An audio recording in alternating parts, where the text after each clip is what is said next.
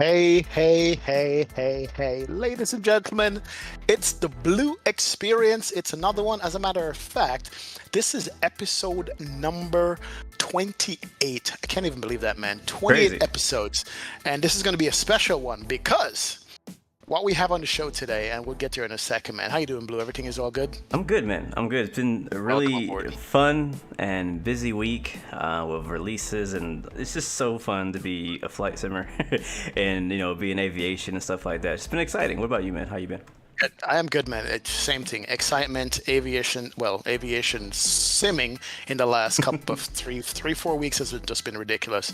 I'm actually chomping at the bit. I can't even talk anymore. But listen, on the show today, guys, let me get to it. The first person who graced us with their presence on the Blu-XPerience, Mr. V1. Who's not a blimp driver. There he is back today, episode number 28. Man, it took you 28 episodes to get back to us. We've been begging you. But I'm losing my fame, I guess. Yes, you're scratching No. the bottom of the barrel now. Come full circle.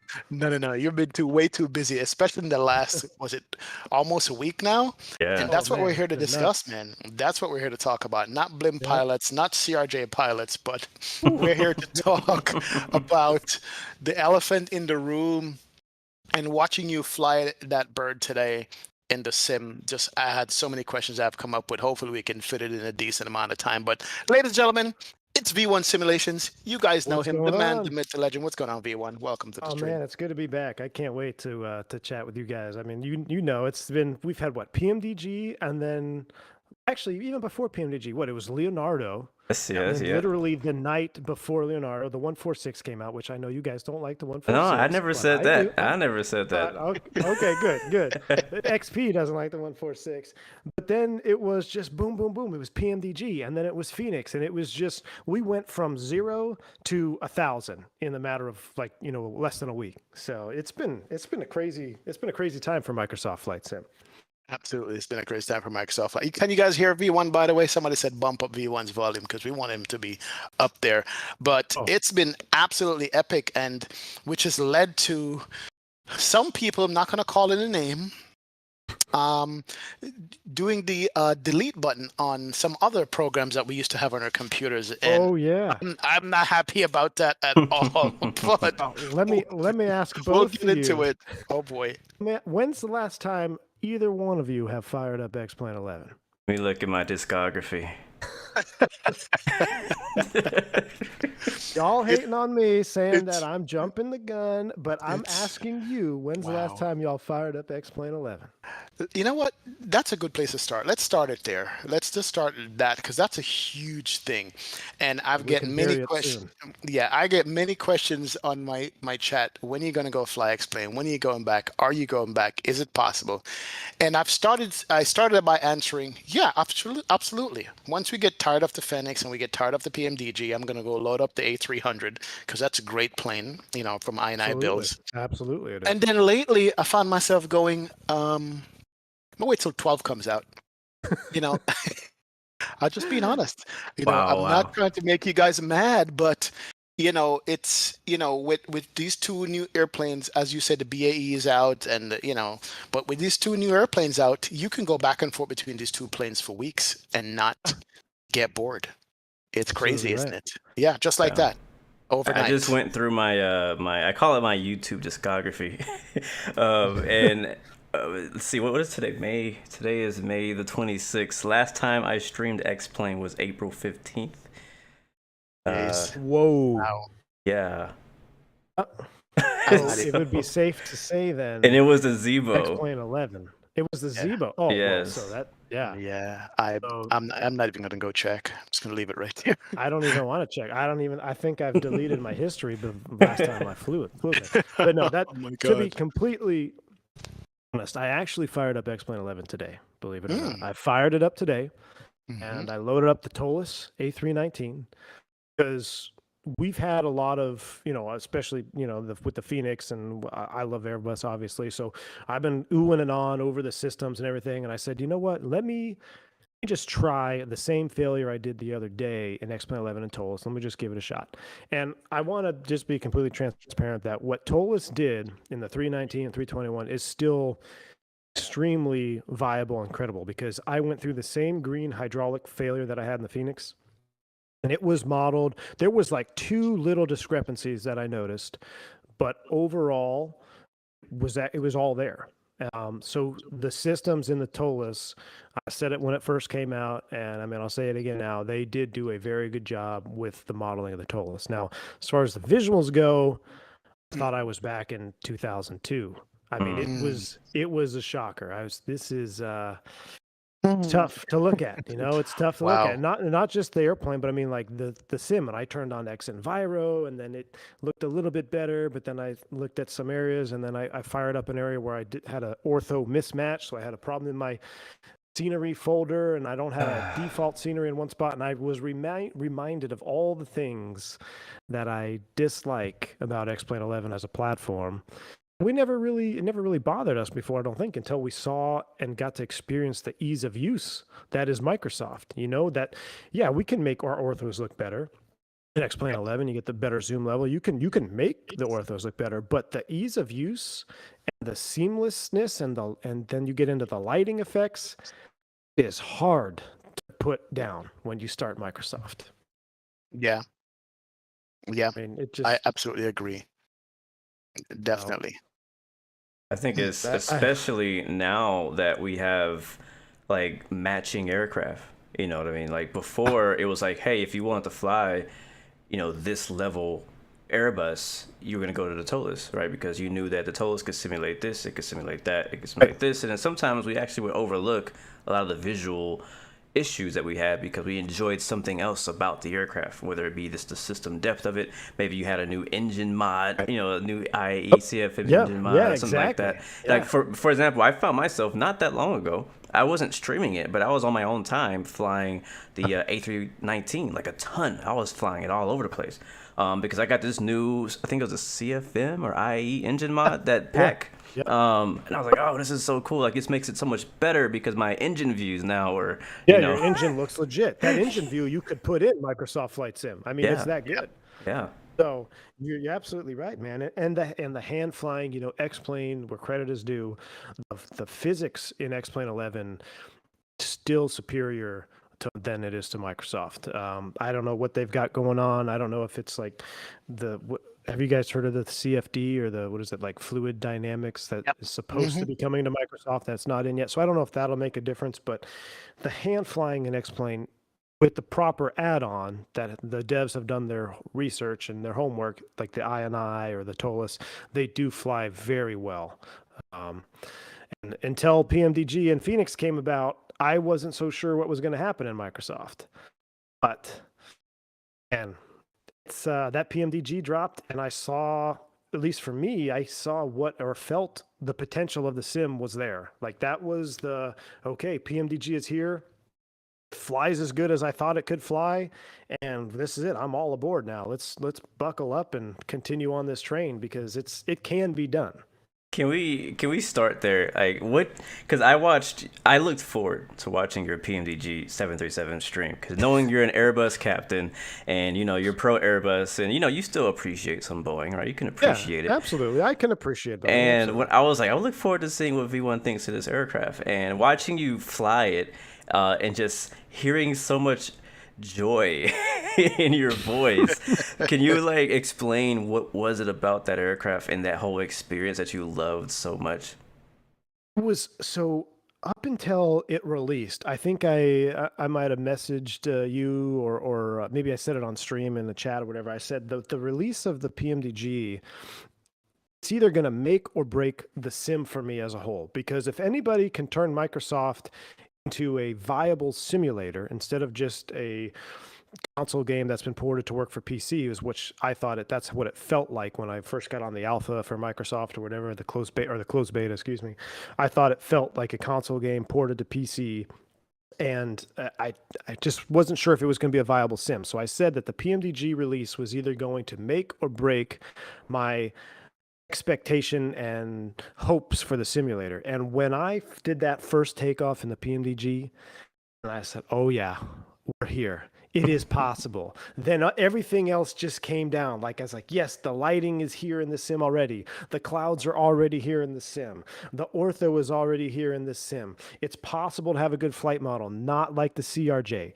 It's all there, you know? And I was like, that's why I was so excited. And hats off to PMDG, because I even went out and bought the freaking Boeing yoke because I was having so I much saw fun with it. that. I was like, I okay, saw I that. need this Boeing yoke here because I'm Yeah. enjoying this too much. So give me the Boeing yoke, man. Yep. And I love it. The Airbus captain went out and bought one of these right here. Okay, he did. He went out and bought one of those. So you must Couldn't understand. watch y'all with it anymore. I was like, man, look Yeah. at that pitch axis, man. It looks so Yeah. good. Yeah. Oh my Yeah. god. I mean, PMDG drove me to buy that yoke. Wow. Wow. My impression was that, knowing what the CRJ felt like, it was twitchy and all kinds of different crazy things. When I flew the PMDG, it was like they got as much as they could out of the simulator. They tuned that thing the best that they could, given what they had to work with. Exactly. Yeah. So And it was good, and the cockpit looked good, and the lighting looked good. I mean, it was the eye candy was there, and I don't know much about CRJ systems, but I mean, it seemed like there was some simulation going on, at least at a very shallow level. But it just wasn't the it for me. I think maybe I flew it maybe twice on stream, and that was it. And then it's not just because I hate CRJs in general. It's just because I wasn't getting the enjoyment out of it. Yeah. But when I got the enjoyment of the PMDG, I said, yeah, this is it. It's all coming together. And then I knew the Fenix was on the horizon, and then they drop, and I mean, I'm dropping real world trips so I can fly an Airbus on the simulator. I mean, that's what's going on. Wow. Well, hold on. No, let's slow down. I want to save that because I want to dig into that because I really want to know your opinion on the Fenix. Yep. But what about the MD-80 from Leonardo? How was that for you as well? Man, so I actually thought I had higher expectations, and how can I word this so it's like more of a constructive criticism. Knowing what Leonardo was in P3D, because I did dabble in P3D for a little bit. I had the FS Labs, and I did actually have the Leonardo in P3D, although I never streamed it. I knew what it was capable of in P3D, so I said, okay, they're going to come at it with a good system simulation, and I didn't know what fully to expect flight model wise. I was like, okay, let's see what happens. So it drops. And you know me and sounds. I know the MD-80 is quiet. I know the MD-80 is quiet. I've ridden in the jump seat many, many times in real life. Man, I thought I was in a padded room or something when I was up there setting up the cockpit. Like, it was so quiet. I'm just like, this is no. I wasn't enjoying the sounds, and then I got to flying it, and yeah, I know it's a trim tab roll control. It's definitely going to be more sluggish on the roll. Okay, it's more sluggish on the roll in real life, but it does not fly with like a brick. So I mean, the roll control on the Leonardo it was non-existent. To get a standard rate turn, I'd have to go full deflection for about 3 to 5 seconds. That's just not how airplanes fly. I don't care if you're roll control tab or you're in direct launch and Airbus. That's not how they fly. So I was pretty disappointed, but then I realized what actually happened. It was a direct 3D port. And to me, it felt like they just wanted to be the first viable option in the game. And, they come at you with the $70+ price tag, and which is on par with P3D add-ons and kind of what we've seen in X-Plane. And it totally missed the mark for me. I was very disappointed, to say the least. And the whole livery thing, like, oh, you have to go sign on the forum, and then you got to get approved. I'm like, what are we back in FSX? Like, this is not. Yep. This is, to me, and I hate to say this because I could not develop the Leonardo. I could not do it myself.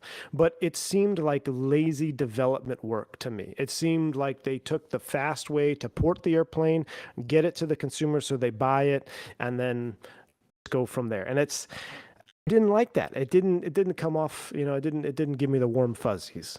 But the systems depth is there. It is a very deeply simulated airplane. I mean, it is a very deeply simulated airplane. I enjoy it. I've since done some tweaking. One of the guys in my YouTube or in my Discord channel, he actually trained on the 80. He was going to fly it. And he actually flew Airbuses with me. And he gave me some tweaks. He said, hey, I'm going to tweak your roll control to be this and all. And when you actually look in the files, you could see how much is there for tweaking and editing. When when I saw that, I'm like, this is just kind of like lazy dev work. It's like they just poured it over and they don't really give it a good thorough changing to take full advantage of the new sim. Yeah. It's just like, let's just get it out and be the first one out. And I felt that's how it was.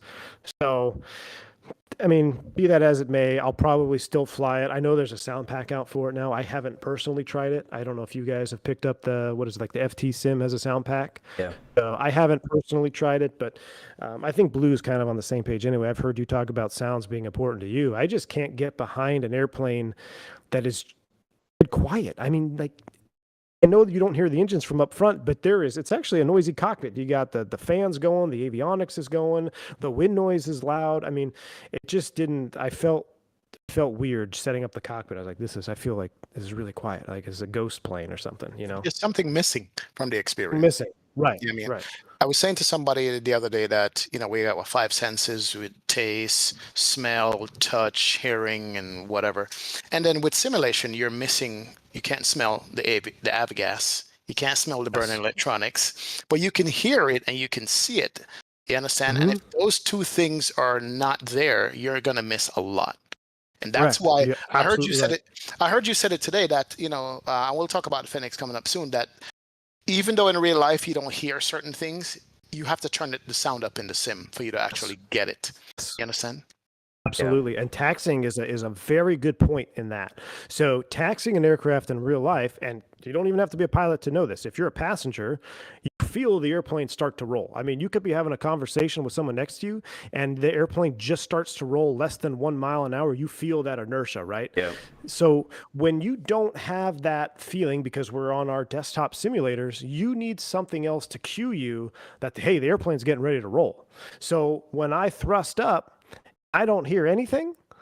Think, what's going on here? What are we doing? And it can make taxiing a little bit more challenging. Same goes for making a 90-degree turn. You're coming down the taxiway, you go to make a 90-degree turn. Like, why aren't we turning? And you look at the ND, and I'm doing 40 knots on ground speed. Like, oh, well, that's why. But you don't feel that, right? You don't feel it. So you have to put a substitution in there. And for me, I think that a huge substitution is sound. And I think the fly-by-wire mod does a fantastic job of that. I mean, they capture you, they captivate you with their sounds, and it's still the best sounding Airbus I think I've flown. It the fly-by-wire. It is. I agree. For simulation, it is the most all-inclusive sound pack that I've heard. You really feel like you're getting on an airplane. You hear every startup sound. You hear the PTO. You hear the passengers. They've knocked it out of the park, and that adds to the experience as a whole. It really does. Definitely. And coming back to, sound and seeing and feeling, let me go back here real quick. Are we at a stage now, because of Microsoft Flight Sim, that we can no longer discount visuals and what something looks like? Because for a long time, P3D, FSX, X-Plane, we kind of, in our minds, for me at least, make believe that, yeah, okay, I'm over a big city. That looks plausible. I'm over the ocean. That's plausible. But now Microsoft stepped that notch up that goes, that is the hotel. That is the racetrack. That is the golf course. We're looking at it. And I think that's what's happening to a lot of people trying to go back to their other sims going, I can't unsee what I just saw in Microsoft. Yep. And so are we at the stage now where any simulator that comes out or that's existing, if they don't step up to a visual thing like what we're seeing, are they screwed? I mean, what do you think about that, as for visuals? Are we at that stage now? I think so. I mean, I'd like Blue. What do you think? You seem to be you kind of be on the same page with me in sound and visuals as well. Like what's, I think so. I totally agree with XP on that. I think you have to have visuals that we have. You can't go back. You can't go back now. Once you've tasted it, it's tough. Yeah, I definitely agree with that. And I've always been a visual person, so it's been hard for me to understand the perspective of like, oh, it doesn't look good, but it works good. And I feel like it's been kind of the mindset with not everybody, but there's some people, some hardcore flight simmers who've been around for a long time. And they're like, yeah, I love my ugly planes, but they sound good and they fly good and they have all these menus and their FMCs, and so for me, it's like if it doesn't look good, then if I can't take screenshots of it, then I'm not flying it. Yeah, I, you're right on. And I think, and this, I actually thought about this the other day, and because everyone been hating on me saying X-Plane 11 is dead, which is, at least for me. For me, it is, right? It may not be for you, but here's the thing. Everybody, when you sim long enough and you go through the progression of simulators. So I started, I'm going to just say 98 was when I really started focusing. So FS 98, and then you had 2000, 2002.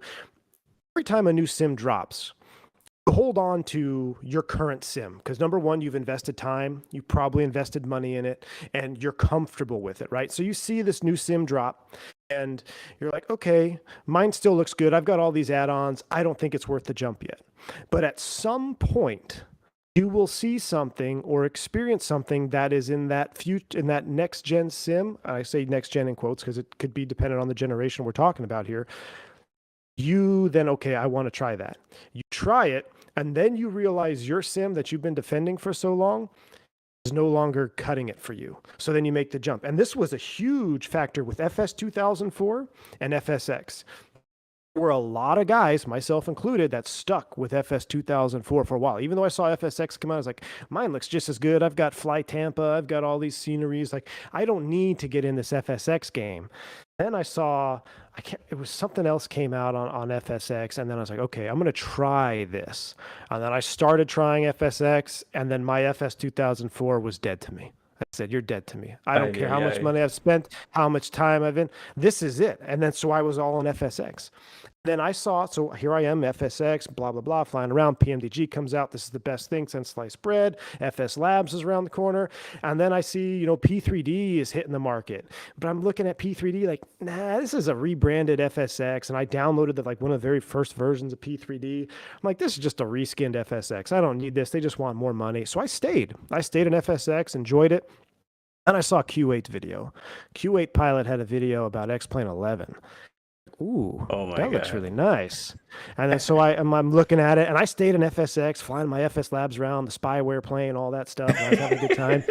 And then you know what? I said, screw it. One of my buddies, who's a real world, he's actually he's flying at United, and he's like, man, you got to try X-Plane 11 out. And I said, all right, let me try X-Plane 11. So I downloaded, do the little demo thing. Again, I think it was the default MD-80.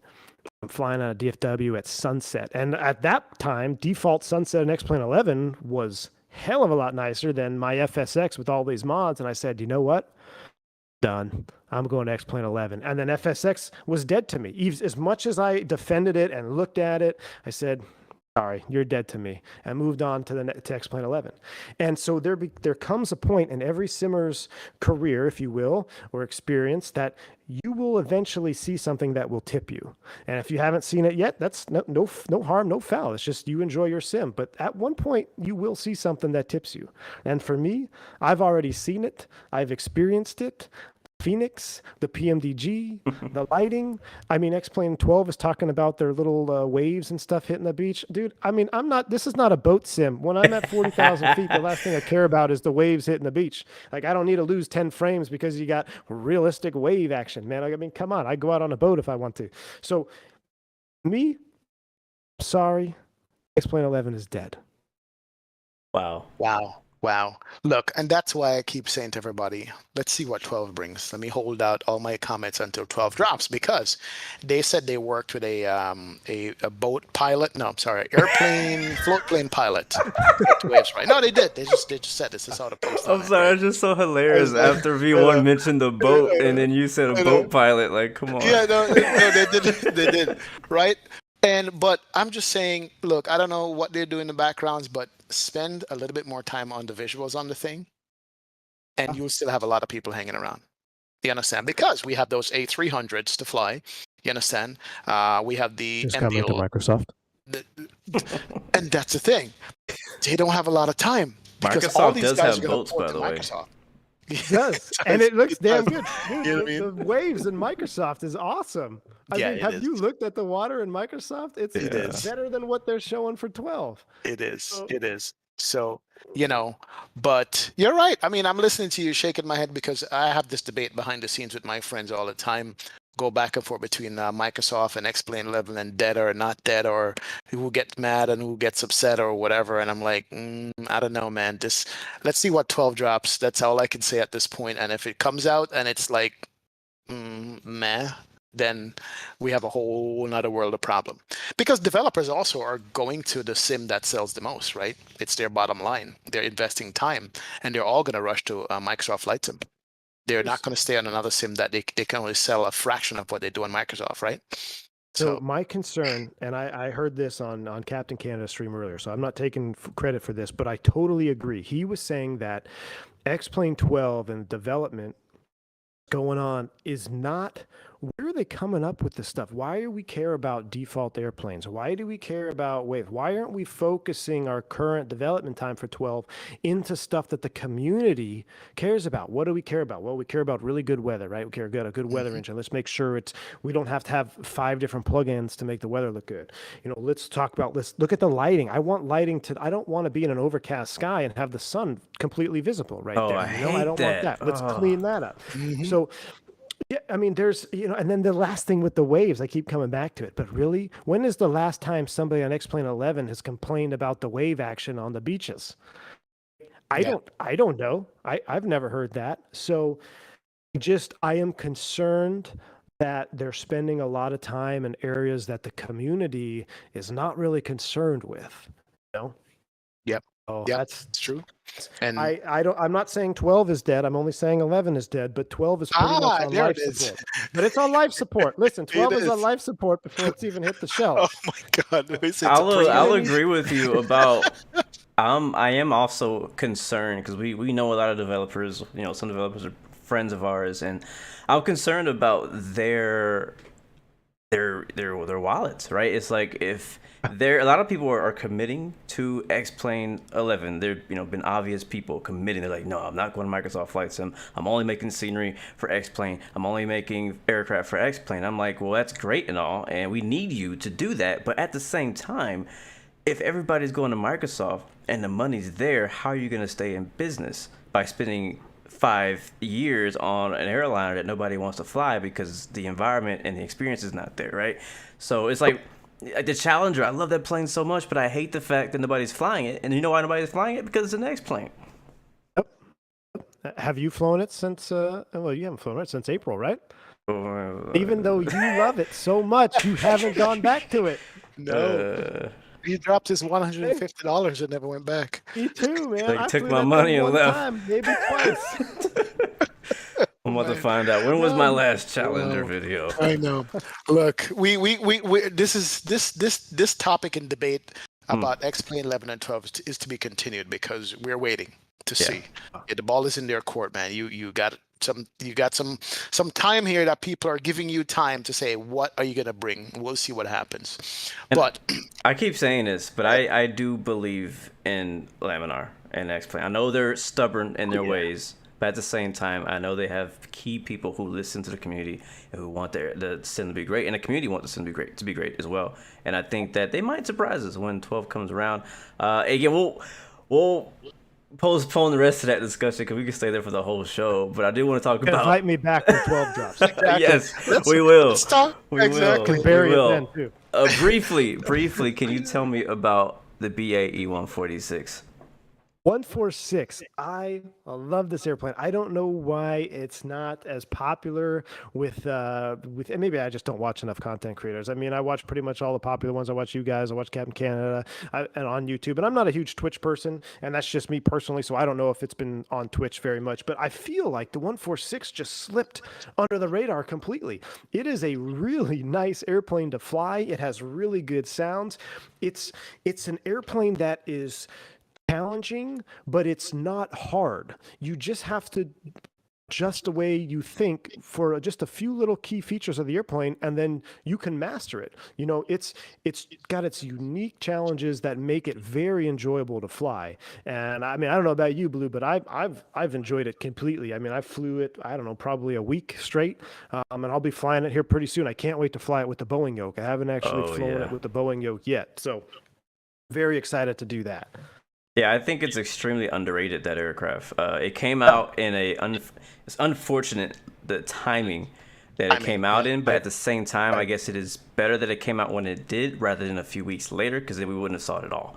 Oh Because yeah, it it would would have, have exactly. yeah, but I got it. I flew it. I did not get a chance to stream it because I was busy trying to learn it, and then the MD-80 came out. I was like, well, crap, now I gotta learn how to fly that. And Yeah. I asked the community, like, hey guys, which would you like prefer? You know how we do our polls, like, hey, which would you prefer me to fly? And they obviously opted out the BAE 146. And I'm not gonna lie, I talked down about the 146 for a while Yeah. before it came out. I was like, nobody freaking wants this plane. Nobody cares about a 146. And the truth is, and the reason why is because people are unfamiliar with it. It's not an aircraft we see flying around today in our backyards, unless you live in like Alaska or some small town in Britain, right? Like this, True. and so most of us are like, I don't know what this is. It's kind of ugly. It's kind of chubby, and I don't care. So I think that's the thing. I hope, this is my hope, is that Just Flight or whoever was behind developing that aircraft will take what they learned from the BAE 146 and put it into a more typical aircraft, modern aircraft that we can really appreciate. I think Just Flight's working on a Fokker. Are they? Fokker 150. Yeah, I can't remember which model it is, but I think I'm almost positive it's Just Flight. So I'm actually really looking forward to that one as well because like old Piedmont, part of the Piedmont VA or whatever, so they're going to be flying that around. I'm looking forward to that airplane. From Just Flight too, but I agree with you. I mean, they did a great job on it. It just people aren't really familiar with it, but the systems are there too. I mean, I had a 146 guy join my stream, and he was like, "Hey, try this, this, and this," and it was all there. It was all simulated. Wow. So it's an older airplane. You got to do a lot more manually. It doesn't have a lot of fancy computers, but it's fun and unique to fly. It's a 172 on steroids, really. I mean, you got these big wings, overhead wings, and you don't have any reversers, but it's fun. Here's the perfect description. Anna in the chat says the 146 isn't for bandwagon kids. It's only for real sim pilots. That's why. Yeah. I think it's going to be one of those planes that it's just going to be slow and steady. It's going to come because at some point we all going to get tired of flying the 737 and the Airbus, right? The A320, and we're going to want to have something different to do. Some challenges, some smaller runways, London City and things like that. And we're going to pick it up and we're going to fly it. Or So you're going to absolutely. stumble upon a documentary from 1930 of a 146 and be like, ooh, I might try that on Microsoft Flight. It's funny you say that, Blue. When the 146 came out, I flew it for like the first day or whatever. I went home and on my YouTube recommendation was like one of those Just Planes videos or whatever. Oh, It's a real wow. cockpit of 146. And I watched the whole video of this 146 crew flying around Europe. I'm like, yeah, this is an awesome airplane. That's cool. Yep. Just funny to bring Definitely. that up. All right, I let's know. talk Fenix. We got to go there. I want to know. Okay, let me go here with this. Let's do talk it. about what we actually came here to talk about because PMDG dropped and blew up the entire internet, and PMDG brought Microsoft into a different level for many people, including myself. As you were saying before, at first you're like, we're not sure what the sim is capable of. We kind of heard some rumblings that a good airplane is going to come out and do it, and PMDG came, and they executed very well. But then the Fenix dropped, and you're like, Fenix has basically said, hold a minute, hold my beer. Let me just show you something here. And you got your hands on it, and I just want to hear your experience top to bottom with this aircraft, with everything that we spoke about, and then some. Fenix dropped in your lap, and then what? What happened when you downloaded it and installed it? How did that go? I was on the same page as you guys. I think it dropped at like 5 a.m. or something for us in the in the media chat or whatever. So I was staying up. I thought it was going to drop late at night, like around 11 or 10 p.m. So I was staying up, thinking it was going to drop because I'd have to drive back to the office to download it and get it on my sim PC over there. Right? I ended up falling asleep. Didn't happen. I woke up at 3. It wasn't out. It turns out they posted it like 4 or 5 in the morning. I get up around 6:30. I'm like, oh my god, I'm scrambling. So I go to the office, download it, and I jump into the cockpit. And the first thing I noticed when I jump into the cockpit was lighting, the background lighting, like the integral lighting and the switch lighting. This is real. This is the best rendition of a cockpit, of an Airbus cockpit I've seen. They have absolutely nailed the colors and the lighting. And I was immediately sucked into it. Wow. And I tell you what, man, I was like, okay, I'm just going to go through a normal flight, just kind of do everything that I do in real life. And every switch position, every like the clicks that I heard of moving switches seemed very realistic and very true. And then I go up to the overhead. And the first thing I notice on the overhead is the lighting panel, and the switches are not straight. The landing lights are bent out a little bit if you look at it, and then like the strobe light is turned a little bit. So the only light switches that are straight are the round ones because they don't really turn when you touch them. And this is so true to the real airplane. When you go up there and hit the overhead as these planes get worn, these switches get a little bit loose, and the lights switches actually turn a little bit. So I always go up there, and it's part of my own personal pre-flight. I straighten out all the switches, right? So I'm looking up there, and when I saw those switches out of position, just like they would be in the real airplane, I said, this is going to be next level, right? So I go through, and then, the EFB, I start digging into the EFB. I'm like, whoa, this EFB is better than the EFB I use for work. Like, this is more intuitive than my own EFB. Wow. So I'm all right. So I keep going through, I keep digging through. I was like, all right, let me do a little bit of system stuff here. Let me do a cross bleed, see if the engine idle is modeled, like different idle levels for the Airbus. So the Airbus, you have basically a set idle parameter for normal operation, and then you can have a high idle on the ground, and that typically happens when you have either a bleed deferred or a pack deferred, or maybe you're on doing a single engine taxi. And we don't really do it for single engine taxi because what happens is if you have one bleed deferred, say the number 2 bleed, and you want to run air conditioning to pack 2, you'll turn the cross bleed on, and the number 1 engine is going to power both packs. And in order to do that, it's got to ramp up its idle speed. It'll ramp up the idle speed on the number 1 engine, but in real life, the Airbus is smart and knows, well, if you're going to turn up idle on this one, we got to turn up idle on number 2, even though it's not requiring any demand because you don't want to have differential thrust. It will also ramp up.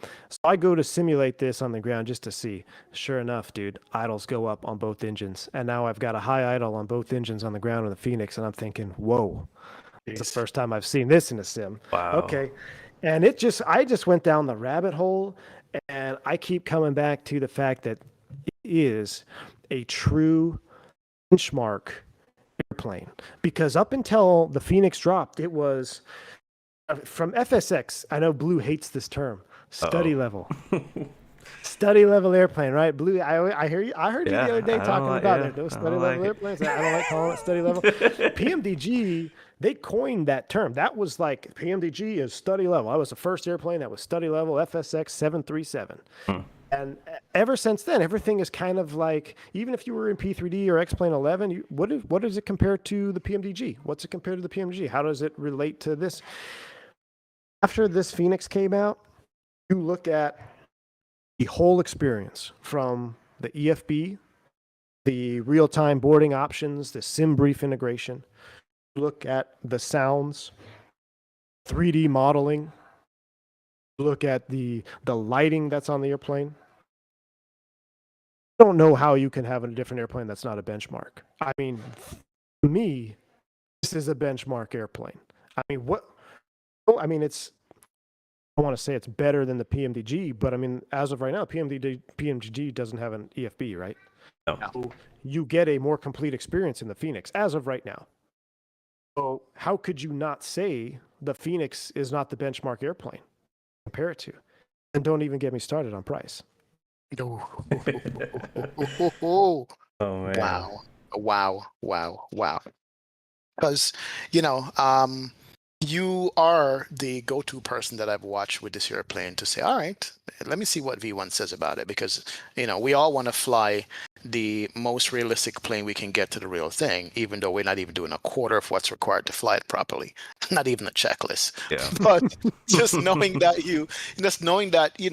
I've watched you taking it through its paces.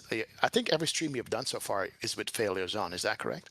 Yeah, that is correct. I feel like I just went through my type rating course the last 2 days, man. It's been crazy. Have you been digging into the manuals when you're streaming this plane? I think you have. I have. So a couple days ago, I went through. So just like in real life, if you have an abnormal in the airplane, you're going to do the ECAM first. Whatever the ECAM says, that's most time critical. That's what you do. You do the ECAM. Time permitting, then you go into your book. It's either called an FCOM, a COM, depending on where you work. There's a bunch of different names for it, but it's a company generated book for abnormal situations, and you look up the fault. And the first thing that it lists for you is basically what the ECAM has already told you to do. But every now and then there's some additional steps, and it can burn you if you don't get to those additional steps. there's some rare failures, but you can get burned if you don't do the additional steps. So it's more of a time permitting thing. You know, if you're on fire and you just took off, you're not going to go to the comm. You're just going to do what the ECAM says. You're going to come back around. You're going to land. If you have time permitting, go to the comm. So I did this green hydraulic failure a couple days ago on stream. I worked through it. And I worked through the ECAM, and the ECAM did everything it was supposed to do. I got the proper alerts. I got the proper displays. Everything was listed correctly. I was like, okay, well, I got time. Let me go into my own company manual and do some additional steps. I go through, I'm like, okay, well, it says here this tank and this tank is in op. And every single thing that was listed that should go wrong, that was a subsystem or a problem that would happen downstream of the main failure, was simulated. And it was in the airplane. Land example for that being when we did green hydraulic, you lose the number one engine thrust reverser because you can't open the thrust reversers because they're hydraulically actuated on the number one side if you lose green. But we come into, I don't remember where I landed, LA or something. We diverted to LA and touchdown. I'm like, okay, it's a sim. They probably didn't get this far in the book. This number one reverser is going to open up. Dude, I land, I go reverse on both engines just because I wanted to see if I could trick the number one engine thrust reverser to deploy. It doesn't deploy. Number one thrust reverser stays at idle. It stays locked. The number two engine thrust reverser deploys. I get asymmetrical reverse thrust on the airplane. Oh. Now, I'm like, okay, well, that's good. I'm also in alternate brakes. Let me see if the alternate braking is simulated. Go ahead and apply brake pressure. Yep, alternate brake pressure simulated. I'm slowing down. I got to modulate the brake pressure to keep it under 1,500 PSI. I'm just thinking, this is unbelievable. I mean, it's there. I mean, it is all there. You're not just flying an airplane that is working at face value on your screens. There are a lot of calculations and computations going on under the screens or beneath the screens that you may not even know about unless you're actively triggering failures. But it's happening. I mean, it is there. Wow. So last time we talked to you on the show, I believe it was like the week that Fenix had announced they were doing something. And I remember we talking with you and you talked about how amazed you were just about the articles and some of the subsystems they mentioned. And it's just the phraseology that they used right back then. So, I mean, kind of looking back, did they deliver on what you kind of were initially getting excited about? Absolutely. And I mean, that is, I joke with my buddy that's in the Discord who also flew the 320, and he's every time they came up with an article, it was basically, it wasn't for simulation for us. It was, okay, let's learn something new about the airplanes that we fly in real life because they're going to teach us something that I haven't learned about. And that's really cool. I don't even know. I mean, like there's leak measurement valves that are simulated in the Airbus, which up until the Fenix started talking about them, I think I learned about it once on my initial type ride, and then I never really heard about it. It's a maintenance function. You never touch them. You don't even look at them. The simulation is there. You can go ahead and turn off your leak measurement valves on the overhead. You could see the hydraulic values change. It's just, it truly is full Airbus simulation. And that's what I made point of that when I started the streams the other day. I was like, look, I want you guys to understand that when you load into this airplane on your sim, even if you don't want to do failures, if you don't want to do, you just want to fly A to B, just take comfort in knowing that you're not just flying a lightweight airplane. There are real Airbus things going on underneath these screens. When you power up those batteries, they're draining. When you do a battery test, they're actually going to have to charge the batteries. You can see the line contactors opening and closing and doing the proper charging and the volts and all this stuff. It is doing real Airbus things. So as a simmers, as all of us as simmers, I mean, we should take comfort in that, knowing, hey, I'm flying the Fenix, I'm flying as close as I can to the real Airbus. Wow. Yeah, I saw you did that in the stream a couple of days ago where you turned the battery on and like the amperage was too high or too low or yeah. So I did the battery test and I've never Tolis, Flight Factor, FS Labs, I've never had a battery test fail ever. So what happens is what you're supposed to do, you're supposed to turn the batteries on, connect to ground power. You turn off the batteries. You're still on ground power, so the airplane is still powered up, and then you turn the batteries back on. And what you're looking for on the electric page is you're looking for an amperage of 60 amps, decreasing less than 10 seconds. So it should pretty much be less than 60 within 10 seconds. I go and I powered up the airplane before the stream, and I had it on batteries, and I was messing around in the McDo. I was trying to set up some options. I wasn't even thinking about it. So I had the batteries on, no GPU before stream. I'm like, okay, I got it all set up. All right, turn the batteries off, start the stream. I go do the battery test on stream. My batteries have discharged too much when I was messing around pre-stream, and now I need to do a battery charge. So you have to actually put the batteries back on, connect ground power, and then you do the test later on. And sure enough, I did the test later on, and they passed the battery test. They actually charged up. Wow. So it's something that small that you would never notice or never even think about. Yeah. Then when you do it, and I mean, I had a double take. I'm like, wait a second. I actually got nervous. I'm like, what do I do? The batteries failed the test. I know I do the test. Now what do I do? It's like, oh yeah, I got to charge them. Okay, put them back online. So this plane is really even testing your own knowledge of the A320 family. That's pretty amazing.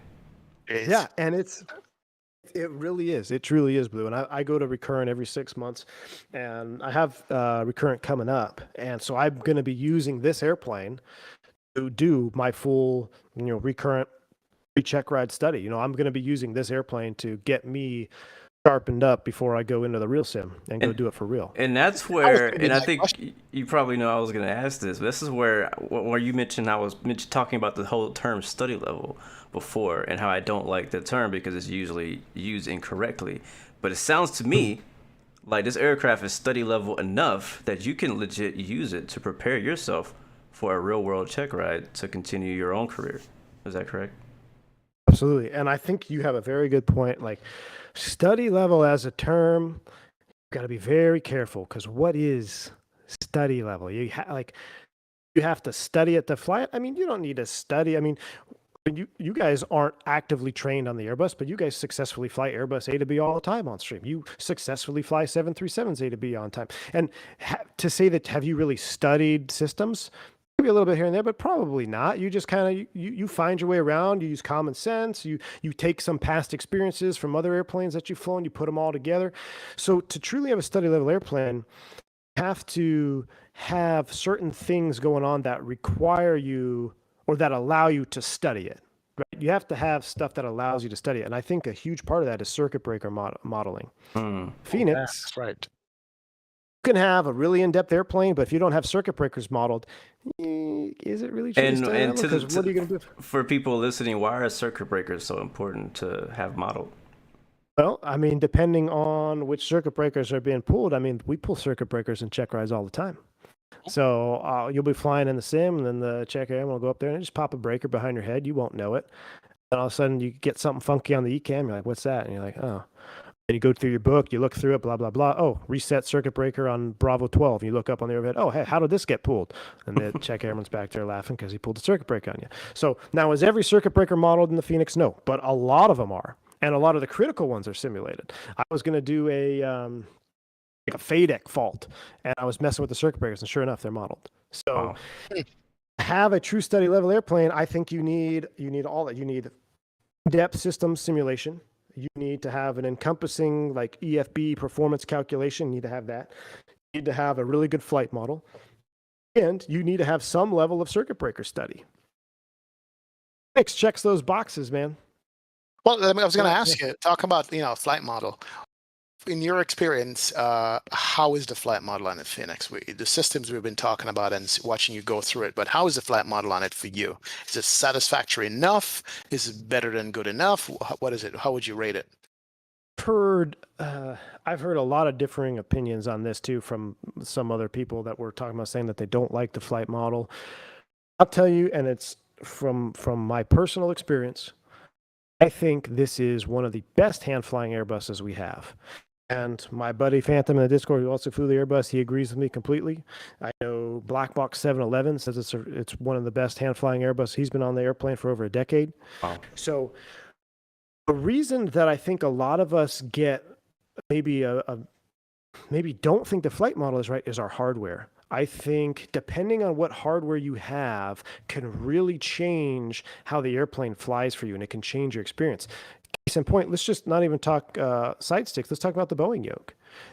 How different did the Zebo fly or does the PMDG fly to those who have a Boeing yoke versus those who just have a side stick because they don't have a yoke yet, right?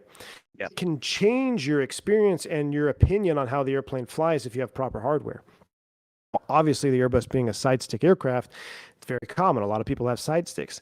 But if you have the right side stick and you have the right curve set, you can make this airplane feel very, very realistic. And people say, oh, the rotation, I hear this a lot, the rotation just doesn't feel right. It's too snappy, or if I let go, it drops down. This airplane is an old CEO. It's a classic 320. It does not have a rotation loss. So if you're pulling back on rotation down the runway and you let go of that stick, nose is coming right back down. So the Neos have a rotation law where that blending phase happens a lot faster, and it's almost like flyby. It's almost. Hold on, pause for a second. I heard you say this today, and I'm like, rotation law? What the heck? I know about flare law. I know the Airbus I did some funky thing and pitch to the nose or whatever. I don't know. But I didn't know there was a takeoff law. Can you just take a minute to explain what the hell is a takeoff law so we can know? That's new to me too. I ain't never heard that. So now I feel like I need to go get my work iPad and bring up like my my manuals, because I don't even. This is like you're testing my knowledge here, but in so many words. Right. On the newer Neos, and my kids are going crazy in the background. It's all good.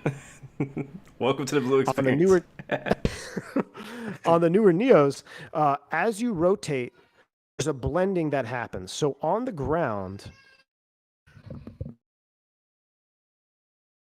the aircraft is in a direct relationship with the flight controls. So when you move the side stick left 1 inch, you're moving the flight control surfaces 1 inch. Right. You take off, there's a blending that happens. You go from hold on, I'm gonna have to get this. She is upset. Go from, I'm losing my own train of thought here, but it's all good. Not happy downstairs. Somebody's not bringing you a bourbon. That's what it is. Someone's not bringing me another bourbon. It's the speed of which that blending takes place when you go from a direct relationship to a true fly-by-wire relationship. And the Neos are very quick to that. So when you pull back on the stick and if you let go a little bit of pressure, it's going to hold that command a little bit longer than, it's not just going to drop it forward. It's going to hold that nice smooth rotation. They're much easier to take off. And they have an actual flare law too, where they come in. Their flare law is a little bit different. There's a little bit more assistance with rudder and yaw control on landing. So when you have a really buttery landing in a Neo, you're like, oh man, I did that good. No, you're in a Neo, man. The freaking ELACs were out there working, helping you out. You didn't even realize it. But when you go to the classics, the old classic 320s, it's different. It's very rudimentary. You have ground mode, and then as soon as you're airborne, you have flight mode, but there's a blending. It takes, 7 to 15 seconds for it to actually completely blend from a direct relationship to true fly-by-wire. And I've seen it in real life. You pull back on that stick, and if you let go, nose comes down real quick, and it's uncomfortable, and you can end up putting the airplane in a bad situation if you're not careful. But that's simulated, and that's realistic, and it's there. So yes, there is a flare law, there is a rotation law, and the CEO does not have a rotation law. The Fenix does not have a rotation law, and it acts accordingly. Wow. Blown away. Mind blown. Yeah, you've made me gain a healthy respect for Airbus and what it's all about. And I'll tell you, one of the reasons why I say that is because people in the chat all the time goes, hey man, you can never fly with failures. Why don't you fly with failures? And I'm like, nah, I created my own failures to begin with. I don't need it. But now I realize that actually, even if I wanted to fly with failures, I wouldn't have any idea what I'm doing. Yeah, the ECAM messages popping up on the screen. I have no idea what those mean. Go ahead. I was going to say, I think the Airbus, and the Fenix in particular, is the perfect airplane. Branch out, put failures on realistic. Just, if it happens, it happens. I mean, it'll give you some reason to be like, okay, this is the real deal here. I'm going to fly real time. I mean, you may go up 10, 15, 20 flights without anything go wrong. And something that goes wrong, it may just be a fuel tank pump that goes out, right? But the Airbus is so good at telling you what to do. You don't even need a company FCOM. You don't need a COM. All you got to do is just what the ECAM says. It says, okay, left tank pump in op, left tank pump off. Look up to the overhead. It's going to have a fault light in it. Turn it off. Done. You've successfully completed a flight with a failure. So now you may get one that's really nasty, but that just adds excitement to the flight, right? But I think adding that little sense of realism might bring, and maybe not so much from a streamer standpoint, because I know we all just want to do our stream and not have anything go wrong, want to go from A to B. But from just a home simmer perspective, don't be afraid failures in the Airbus because it's going to tell you, it does a really, really good job of telling you what to do to keep the airplane flying. So as long as you do what the airplane tells you to do, you'll probably be flying. Now you get in a Boeing, different story. That sucker's coming down. So if you don't know what you're doing, Oh wow! you don't know what Shots you're doing in the fired. 7.3. You know, it's the hats off to those guys. I mean, you look at the memory items. You look at the memory items for the 737 guys on the 7.3 fleet, and then you look at the memory items for the Airbus guys. Airbus guys have about 5 things that are memory items. Boeing drivers, they got about 57 items that they got to remember, like memory items. So it's just, you know, I feel like people are, we're so careful of, oh, we don't want to have failures. Try it. Just give it a try. Put faith in the Airbus. Airbus effect is real. You might just enjoy it. So that's my little thing about failures. Wow. Because I mean, I'm sitting here thinking that you need a second degree just to fly an Airbus properly as a real world pilot, you know, with all the different ECAM stuff. But you're saying it's not that way because you have less to do. Is that what you're saying? It's, it will tell you, you know, that it will prioritize what needs to be done to keep the airplane safe. There's only one exception to that. There's one exception to where the Airbus will kill you. And that is if you have an engine failure and an engine fire. It's going to tell you to blow the bottle in the only operating engine because it's going to prioritize fire. So if your engine 1 flames out, engine 2 catches fire, it's the most important thing for the airplane. Well, you're on fire, right? So it's going to tell you to blow the bottle in the second engine and kill the thrust. What if that's the only engine providing thrust? As soon as you do that, you got one-way ticket coming downhill. So that's the only scenario where you really got to be careful about the ECAM. And we train for that. We do that in real life all the time. Depending on the instructor, you get W nasty. They'll give it to you like high terrain. They'll give you an engine failure. And then 5 seconds later, they'll give you an engine fire. The one on fire is the only one providing thrust. So you have to intentionally ignore that. You have to clear it, try to get the other one lit before you extinguish the fire, which is the chances of that happening are extremely small. But yeah, I mean, in a roundabout way, the Airbus is really, really good at telling you what to do. All right, well, XP, me and you, today now on, we have to commit turn failures on the Fenix. Once every 6 months. And so the thing with the Fenix is it's not just random. This is another thing where I'm talking about benchmark platform. It's not just going to give you a random number of failures. It has an average mean time between failures on a realistic level for the systems that are most common to fail. So you're not going to just get engine failures left and right. You're going to get something stupid. And I keep going back to fuel tank because that is one of the most common failures we get. A little left tank pump in op or something like that will go without it or whatever. You're going to get little things like that. Or you might have a screen that goes out. Okay, ND screen on the FO side. You don't need it anyway. Just fly with it anyway. But there's on. It gives you that little extra sense of gratification at the end of a flight, right? When it's done successfully. Yep, looking for the closest field. I know in my experience, I've seen you dead stick a few in. Oh yeah, he did. Yeah, I did. I'll say in my experience working on the ramp, it seems like you guys APU fail pretty often as well. Yeah, absolutely. And then that's another one. APU fail, just flame out, emergency shutdown. Not a problem. Just go ahead, connect that ground power, connect the ground air, start the engines. I mean, you'll be fine. You don't need an APU. But yeah, absolutely. APU is another one. Tank pumps, some screen items, they go out. So yeah. Wow. All right. Well, okay. Have you found any shortcomings on the Fenix that we can talk about? Let's talk about that. Let's go the other way. Anything missing? Anything missing that you'd like to see them add to it or didn't do yet, or you think that might be important for simmers? Anything at all? Obviously, the more superior engine, the IE V2500, would be nice to have, which I know that's in the pipeline. So, but that's not really a fault. A couple things I did notice, some small things. The sounds, I think, Blue, you mentioned this on stream. The startup sounds are just, they may be realistic, but come on. They don't sound that good when you're sitting in the cabin. It's so quiet. I want to hear those engines start up, man. I want to hear that bass. I want my teeth to start rattling, you know? So the sounds on engine startup, and then to kind of piggyback off that is volume sliders, you know, where it's quiet in the airplane or whatever, and then you go to the outside and your ears are ringing because the sound is so loud outside. So you have to go to your whatever you use for sound control when you're streaming and turn the sounds way down before you go outside because you got to get the external sounds. So having volume sliders would be really beneficial. Some small things like the flight directors on cold and dark. When you do a default start, when you power up the airplane for the first time, the flight directors are on, which they shouldn't be. The flight directors should not be on unless the aircraft is aligned. Funny thing is, if you turn them off, you can't turn them back on, which is correct. I think it's just one of their state saving. It's just a little bit of a bug with that. The VNAV is pretty good, and whenever I talk about VNAV in the Airbus, you got to tread lightly because it's not really a true VNAV. It's more of a geometric path that's predetermined at 3 degrees. And if you throw a wrench in that plan for the Airbus, just like in real life, it's not gonna do very well. You have to babysit it a lot of the times.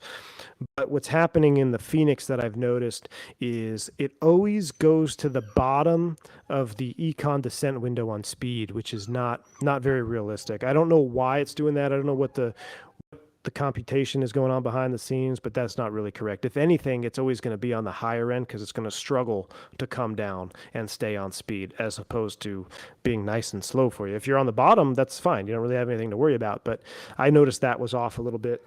I'm trying to think. Honestly, man, the pedal disconnect. Being able to do a true pedal disconnect on the ground and do your flight controls while rolling. You can't check your rudders. At least I haven't figured out a way to do this. I haven't figured out how to move the rudders without moving on the taxiway, which the pedal disconnect on the tiller should disconnect the linkage. That way you don't move the nose wheel so you can do the flight and check while rolling. So that I'd like to see changed. Let's see. Somebody says brake temps. I think you talked about that too. Yes, brake temps, definitely. Matter of fact, I'd put that to the top of the list because I think when we fly, and whether you're streaming or you're not streaming, just flying home, you might do 2 legs. I think it's pretty common. We like to do 2 legs. We just do a turnaround state. Big thing with the Airbus are brake temps. And I don't know why Boeing doesn't have this problem, but brake temps on the Airbus are always a problem. It's always a pain in the butt. And the brake temps that are simulated really are pretty far from true to life. I did a rejected takeoff on stream at 115 knots, 30 degrees Celsius at 150,000 pound gross weight. The temperatures would have been well over 500 C before I could set the parking brake. Wow. In the Fenix, they barely reached 180 degrees. So definitely need some changes there. The good news is I already know they're working on changing that. So Awesome. the brake temp change is going to be coming, and they're also going to be working on degradation of braking. So as your brake speed up, the efficiency is not going to be there for you. So I think that's cool if you want to do a turn. Let's say you're flying in a John Wayne or Burbank, and you go a little bit long trying to get that butter, and now you step on the brakes, and you go to the gate, and your brakes are at 500 C. You're going to be sitting there until they go down below 300 before you take off. The whole point of the 300 C before takeoff is not for efficiency, as a lot of people like to think. It's not for efficiency of stopping on an RTO. It's more for hydraulic cook-off. So the hydraulic fluid will cook off at 300 C, and the Airbus does not have fire suppression in the wheel well. So that's why the 300 C limitation is for takeoff. But I think it would be cool to see that. We fly into Burbank, want to do a turn. Oh, man, I smoked the brakes. I got to wait here before the brakes to cool. So the Tolis did a really good job at simulating that. I'll give them props because the Tolis brake simulation is pretty good.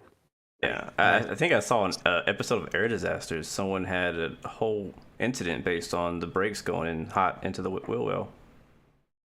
Wow. I gotta check that. Now, by the way, with the nose wheel tiller, Jeff said that it actually is possible to disconnect, but you have to do it it says set your tiller to nose wheel steering axis, and you can do the disconnect to do a check. Not sure. So I've tried that, and I can get the axis to work just fine.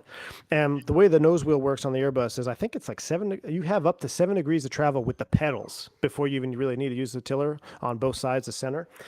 So even though I have the axes working on my tiller just fine, can't disconnect the linkage. When you press the pedal disconnect on the tiller in the cockpit, you physically disconnect the linkage between rudder pedal and nose wheel movement. So you get rid of that. So even when I do that in the sim, I still get that like 3-degree movement to the left. So if I'm rolling down the taxiway, even though I have the disconnect on, still wants to go to the direction I'm testing the rudder pedals, which is incorrect. There's not a full disconnection happening. Got you. Somebody else was asking about the power of the airplane. They were saying that, does it seem like it gets up to speed a little too quick and vice versa? Do you think that it's on the numbers as far as power down the runway? To Yes, be one. this is that's a good point too. I forgot about this, but I actually noticed this when I saw the pre-release guys streaming it around a little bit. I looked at it. I was like looking at the fuel flows. Number one, I'm like, that's interesting. It looks like a Leap, and then because it looked like Neo fuel flows. That's what exact. I mean, it is almost exactly what a Leap Neo would have. So I'm looking at, then I look at some other things, and then it comes out that Fenix is using the default engine model, and they've just tweaked it to get it within about 6% of reality. They're going to come out with their own engine model in the future that they're working on, but the one right now is I can't. I mean, it has to be from a Leap Neo. What you see fuel burn wise, what you see thrust wise, to me it's almost like a Leap Neo, which is what the default engine model would be, right? So they've tweaked it. I think Amir said it was like within 6% or so of what you would see to the real deal. But I mean, it's that I would like to see that change in the future as well, because that is kind of a big one, like the spool up, and then the acceleration of the engine is a little bit more rapid. So Right, Is it right. you saying it's more rapid in real life, or is it yeah, less no, it's rapid? more rapid in the sim. It's more rapid in the sim. Okay. So it's a little bit quick to respond in the sim, and the fuel flows are off a little bit, and just it flies to me. I say off, but it flies to me like a Neo, which I Hmm. fly the Neo too. So it's not really off, but it's just off for the model that it's on, if that makes sense. Yeah, Gotcha. yeah. Gotcha. So with the A320 here, is it a plane that you'd recommend to, let's say, aspiring pilot who wants to transition to the A320 from something else? Can they do actual studies on this? Would you recommend this plane for that? Absolutely, I would. Absolutely. And for the price, I mean, you can't beat it. I mean, they come out, what was it, $50, $60? Yeah. 45, 50, something like that. Yeah. So it's Oh, like, yep. Go ahead. I mean, you can't, absolutely. I mean, it's there. And the way that they have, if you've ever looked at the failure pages in the McDo, there are quite a few different options that you can go through. I mean, there is a lot of different failures you can go through. And for someone going through training, hopefully by the time you're getting trained on an Airbus, you already know how to fly and do the normal stuff. And that's just part of your experiences going through and then getting to the Airbus. So when you're going for your type ride, what do we care about? We care about failures, and we care about simulating what goes wrong. Because when you go, we always joke about it. When you go through a type ride on the Airbus, your first 4 or 5 sims, nothing goes right. Every single flight, it is boom, boom, boom, failure this, V1 cut, engine fire, cargo fire, lav smoke, FADEC fault, FMGC dropout. You're doing this for 4 or 5 days in a row, and then your check ride is the same way. And then we do what's called a loft, or line-oriented flight training, and that's after you've passed your check ride, and it's a normal flight. The whole time, everyone's just looking at each other like, what's going to go wrong? What's going to go wrong? Nothing goes wrong because it's a normal flight. So they train, that's how training is. So I absolutely would recommend it because you can do those failures. I did the no flap, no slat yesterday or 2 days ago. Probably one of the most tricky maneuvers that you're going to get on your type ride because you cross the threshold at 180 knots. Oh my And the God. runway that you put you on in your type ride, if you don't stand on the brakes and you don't put it down just prior to the 1,000 footers, you're going into the grass. And you go into the grass, you got to bust your type ride. So it is literally you smash it, you type, or you float it, and you can either go around or you can fail your check ride. Because you can go around to no flap, no slat.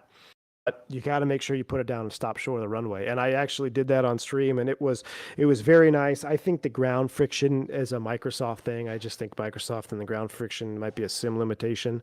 But for the most part, it worked really well. The airplane flew really well. I mean, I'm coming in over the numbers at 180 knots, and I'm getting stall, because I dropped 1 knot below, and I'm in direct line. I mean, that is so realistic and so Wow. true.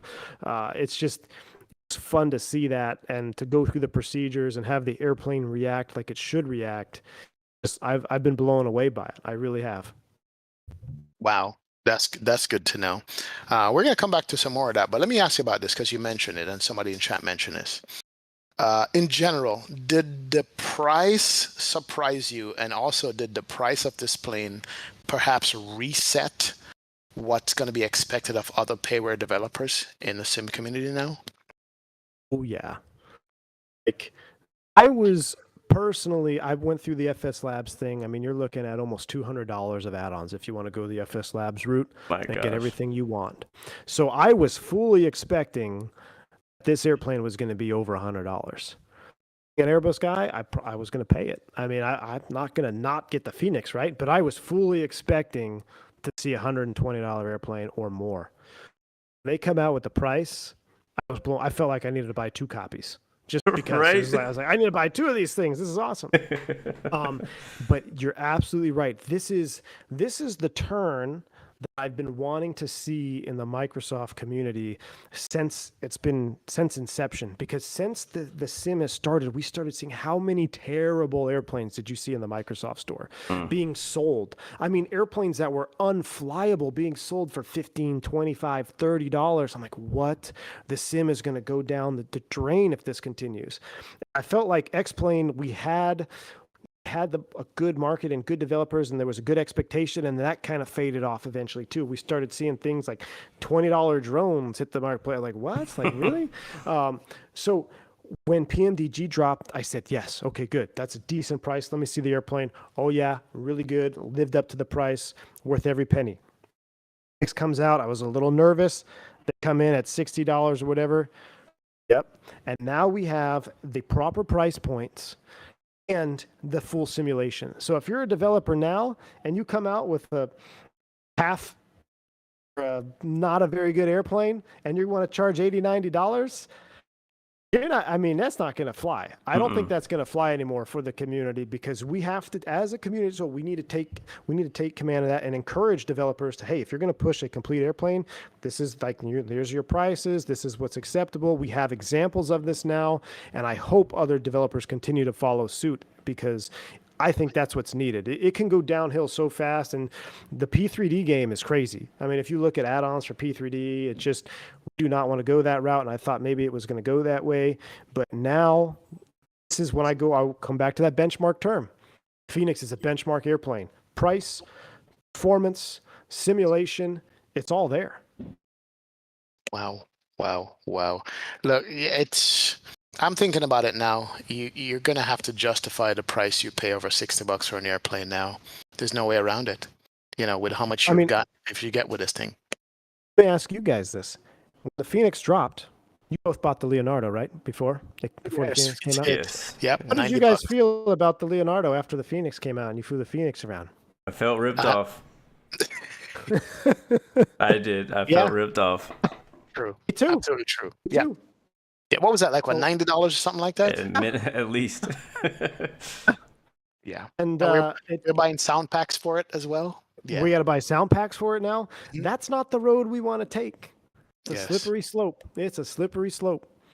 Absolutely. That is, I'm so excited about this plane, and I don't want to keep harping on it, but when I heard you say, "Oh, by the way, look, the cockpit temperature changes if you open the window," I'm like, gosh. "What? Yeah. What are you talking about?" Yep. I'm sitting in the airplane. I'm like, well, it's hot out here, but I don't want to start the APU. Well, it's 20 degrees outside. Let's open up the window. Cockpit temps start coming down. Wow. Come on. Really? Wow. Like, come on. I mean, this is why I'm flying the airplane at home and not going to work. Get the same experience with no consequences, baby. Right? Sign me up. We just need to get paid for block time, and we're good. That's right. It's true. Honestly, this plane the bar might be so high that, if they jump through a few hoops, might be able to get some time on this aircraft. You know what I mean? I mean, it's true. It's a great platform. I mean, it really is. I try to look for things that are not correct or glaringly wrong. And there's, other than the things that are limited from Azobo and Microsoft, weather radar and ground friction and obviously the engine model, just like there's really not much else to complain about. It really isn't. Yep. Somebody asked, and I think I heard you say it, but says, will V1 continue his series of Airbus Cockpit Explained? Are you going to do your series or redo it, or what are you going to do with that? Yeah, I do want to do that. Thing is, being with my sim being at an office space and not being able to do it, I started that series when I didn't have internet to stream. I was like, well, what can I do that's kind of short and I can edit videos? That's where I started that. I will continue that. I'm just waiting for some other things to fall in place, and then I'll continue that. Like since I've upgraded my GPU, I've now upgraded the GPU at the home computer. I took my old one, put it in here, so I can do some more editing at home now, and I'll be able to edit more videos from home, because when I go to the office, I want to take full advantage of that time, be able to stream and get content out to the viewers. So when I didn't want to just be sitting in my office all day editing a video, now I'll be able to do that at home. So I do fully expect that series to continue and the edited content to continue, because now I can do that here at my own house. Yep. Yeah, I know that your original series, I learned so much, and I think everyone in the community learns so much about Airbus and the systems and how to properly, work things from your Airbus series. And I'm really looking forward to you doing. I mean, technically, we could use that exact same series, watch it and apply it to the Fenix, and I'm pretty sure everything would still work out. But I think that just having probably better. Yeah. I think that if just having that relevance, though, being in Microsoft Flight Sim, being more searchable as well, finding it easier. Absolutely. Yeah, the numbers are there with Microsoft. You guys know it. Yeah. You all know it. I mean. Definitely. So here's another question in chat, comes up 5 times already. It says, could you talk about the wing flex being accurately modeled? They said, what's with the wing flex? Why does people love a wing flex? And is this accurately modeled? That's the question. The Fenix A320 is the best, most realistic wing flex I have ever seen on any airplane, on any sim. Wow. Period. Wow. Better than the Flight Factor A320? 10 times better. Wow. When you land the Flight Factor A320, I feel like I'm going to snap the ailerons off. And it might just be me landing hard, but I've had some hard landings, and the wing flex, they don't flex that much. Right. So, hands down, when you just take a look, when you go taxiing, if you want to find a really bumpy taxiway, the default Denver in Azobo is got speed bumps all over it. So if you want to go experiment, just taxi on down in Denver, look at the window, look at the wing flex. It is... The Airbus, I think, without the sharklet is about an additional 3 feet wide and a little 8 feet tall. Add some wing. You get a little bit more flex on a sharkleted 320. On the wingtip fence, it's there. It'll flex, but it's subtle and it's confined to that, I'd say, last third of the wing. Other than that last third, not much. It doesn't really move towards the engine or towards the fuselage hardly at all. It's just on that last third of the wing, right where that last slat is, and where that slat breaks at the third position there. That's where it moves, and that's where it moves in the sim. And it is... What do you guys think? Have you seen the wing? I think it looks awesome. Just to confirm, so you're saying it is better than the Flight Factor 777? By far, yeah. Oh yeah, by far. Come on, Blue. Come on. I know. Absolutely. It's a joke. So to make sure we heard you correctly. We all know. You guys' brains were like, wait, what are you talking about? Like, duh. And the flap shake. Yes. Flap shake is insane. Yes. Finally, I mean, I think the Zebo was the only one that did that, right? In X-Plane. Yeah. And now we've got flap shake on a 320, and it's not just random flap shake. Oh, flaps down, shake the flaps. It is when you go from 3 to 4, you really see it, or 3 to full. I mean, you see those flaps coming down 30 degrees. Oh yeah, now we're starting to shake on that outer fairing there, just like the real airplane. I mean, as well, when the reversers kick out, you see a bit of a shake as well. Yep. Wow. Just it's there, man. It's good. It's good. It's a good airplane. Yeah, I think since kind of digging into flight sim and learning so much about flight sim and trying to see what's realistic and what's not, now when we go to real world flights and we were traveling and we have that wing view, like we're just like I find myself staring at the tip of the wing, like I'm not kidding. I just find myself just staring at it, like let's see how it flexes. Is this like Zebo? Is this like the Fenix? You know what I mean? So I find myself doing that when I'm flying in real life now. Exactly. And I was just on so I call it a deadhead. So we sit in the back when you're on a deadhead flight. I was on a deadhead on a 321. I was doing the same thing, Blue. I was looking out. I was right on the middle of the wing. I'm like, okay, let's see. We got a sharklet out there. Should bounce a little bit. How are we flexing? Does it look like the Tolis? A little bit, not really. But yeah, same thing, man. I'm looking out the window. So I think they did a great job with it. I really do. Wow. And it's one of side note, real quick, if you've flown the Flight Factor 350, when you look at the wing, it looks like it is paper thin. I mean, it looks like you're flying a razor blade out there. The Fenix is one of the few airplanes, and the PMDG, I'll give PMDG props too, but even if you look at the trailing edge of the PMDG, it starts to look a tiny bit thin. You look at the Fenix wing, it looks meaty all the way to the tip. It does, yeah. Whether you're looking at the leading edge or the trailing edge. And I think they did a great job with that. That's one thing that kind of drives me nuts, is you flying out there with little razor blade wings on the 350 and X-plane. It's like, what? One of my favorite things, actually, on the wing view of the Fenix 320 is when that spoilers kick up when you land. And this is one of the few planes where you actually have something to look at back there, because you can see all the hydraulic pipes and stuff like that going through there. And that's what's missing in a lot of aircraft. And like, whenever I land, I quickly jump to that view so I can see it. Yeah, it's not just a flat board up there with no textures, you know? Yeah. It's there. It's there. Yeah, I was looking at the Phoenix with, you land and you have full flap extension and you have the speed brakes all the way up, and just the mechanism and the way they animate the mechanism of it coming back up before the speed brakes go back in. I was like, what the heck? Yep. I pointed it out. Yeah, I was like, yeah. Yeah. It shows you that you're only actually flying on half a real wing. The rest of it is just cosmetic. No, well, not really. Right. It's like, yeah, that is good. I mean, look, I hate to feel like we're here gushing over a plane, but I want the audience to realize that this is where we are now. This is the benchmark. This is the level. We're not just blowing smoke just because we love the airplane. We're speaking to a real world Airbus captain who's flown this stuff many, many years, and hearing it from him, you guys are getting an idea and a sense of what the hell we have here in our hands. As you said, me and Blue have successfully take off and landed at a different airport many, many times. Roughly. But underneath, well, yeah. We haven't always gotten to our destination, but having that extra stuff underneath that's working that we never ever see or touch, it just feels so good to know that that's there. You understand? That's exactly what I said on the beginning of the stream. I was like, you guys need to feel good about flying this airplane and powering it up. And trust me, like when they first released, I said, hey, I want to be part of the Alpha team. If you need help, let me know. I never heard anything back. And it is what it is. They have their own decisions for their own decisions. They obviously did a great job. They didn't need me. So it's easy for me to want to come out and be like, okay, what can I find wrong with this airplane so I can complain about it? But at the end of the day, I mean, short of some little things here and there, I'm like, man, they did a great job. And I mean, every penny that was spent on that airplane is well spent.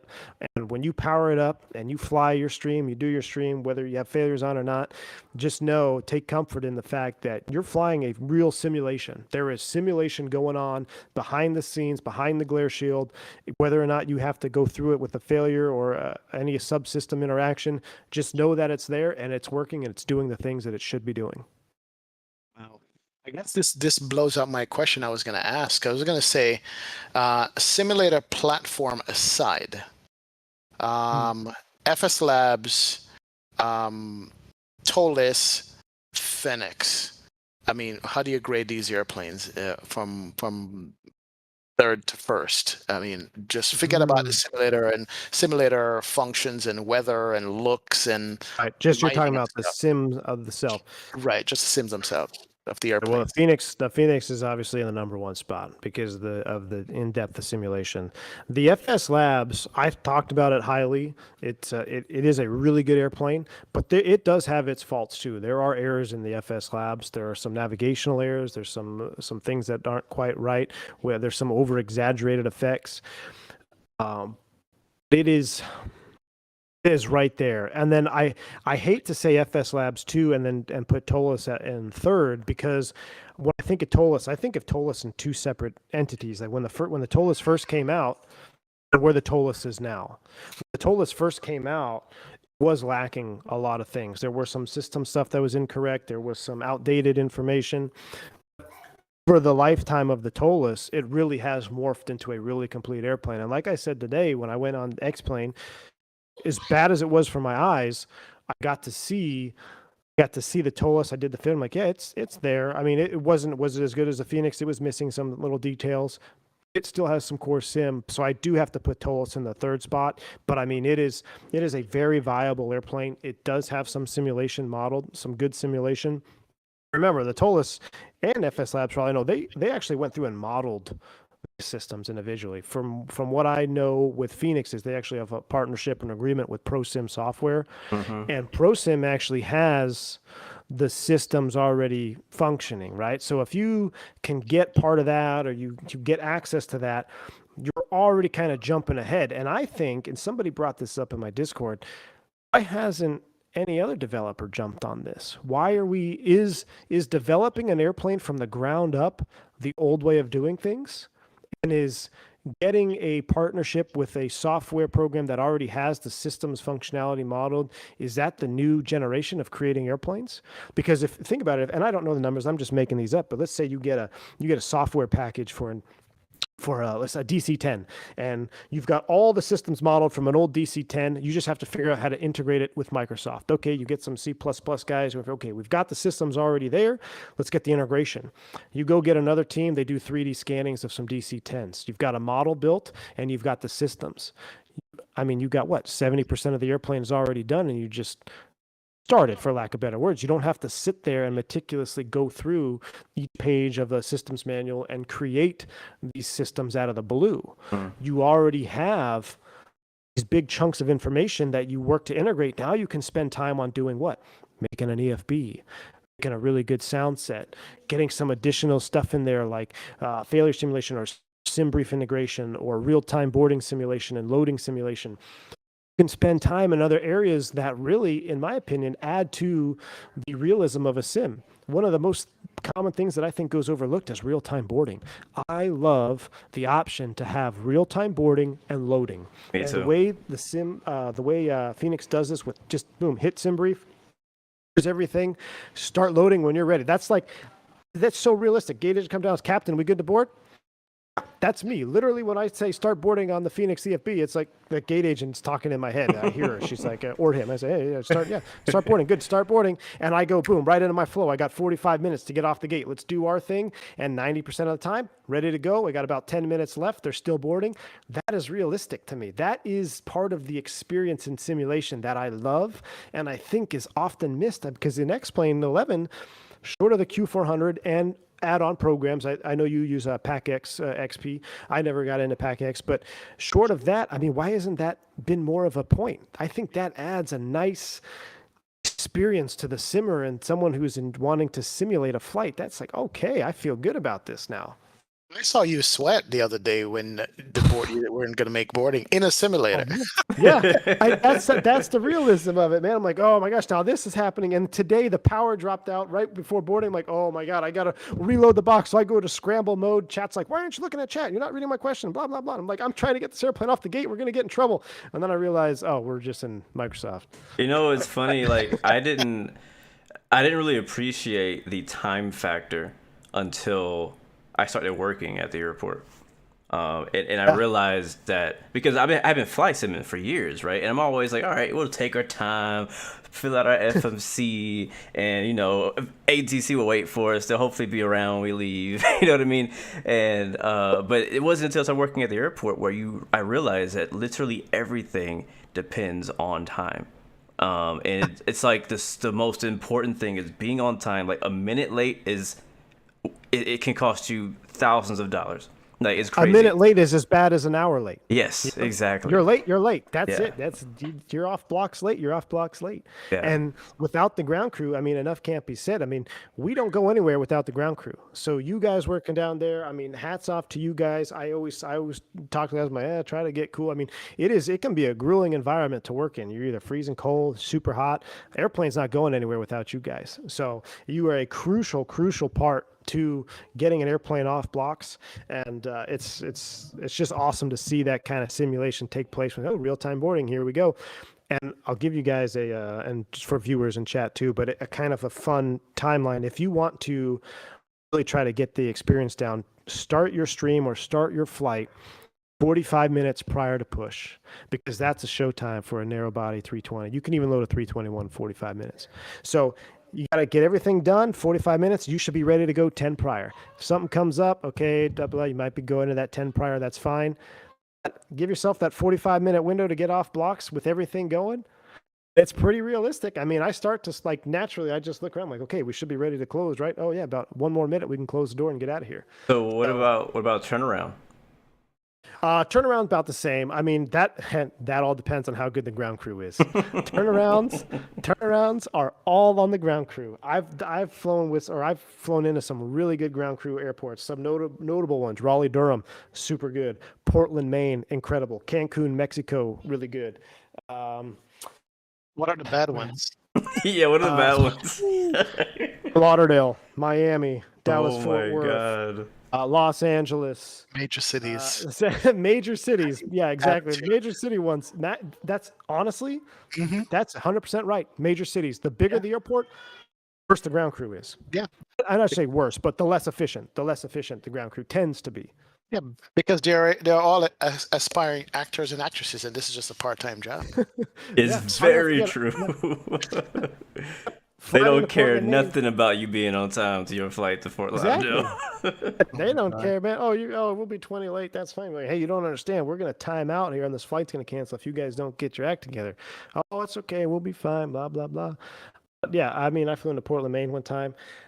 I typically, after we block in, I'll sit there, the passengers deplane, and then I'll eventually gather my stuff, go walk in the terminal a little bit, and then come back, stretch my legs. I was just getting out of my seat, and the ramper comes up. He's like, "Hey, Cap, we're all ready to go. I got your fueler is already here, and here's your load sheet." I'm like, "You still got 40 minutes left." Wow. Like, you guys are on it. I mean, they were on it. They were taking bags off, and then before the carts had left to take them off, they already had the next carts to load them up, and they just loaded them up, and it was ready to go. I'm like, wow, you guys are awesome. So Portland, Maine, if you work ground crew there, you guys are awesome.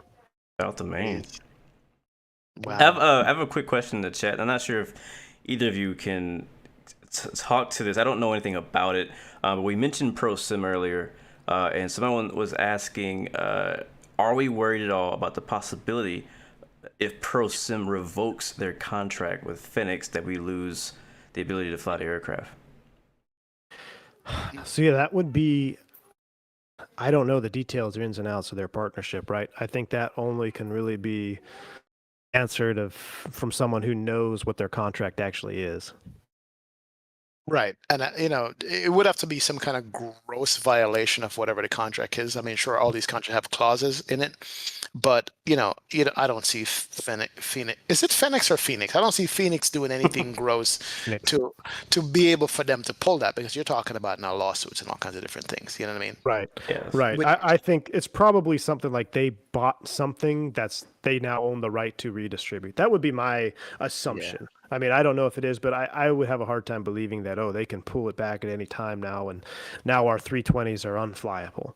So well, this brings up another point along the same kind of the way simming is now, because I don't know if we noticed, we don't really own our simulator anymore with Microsoft Flight Sim.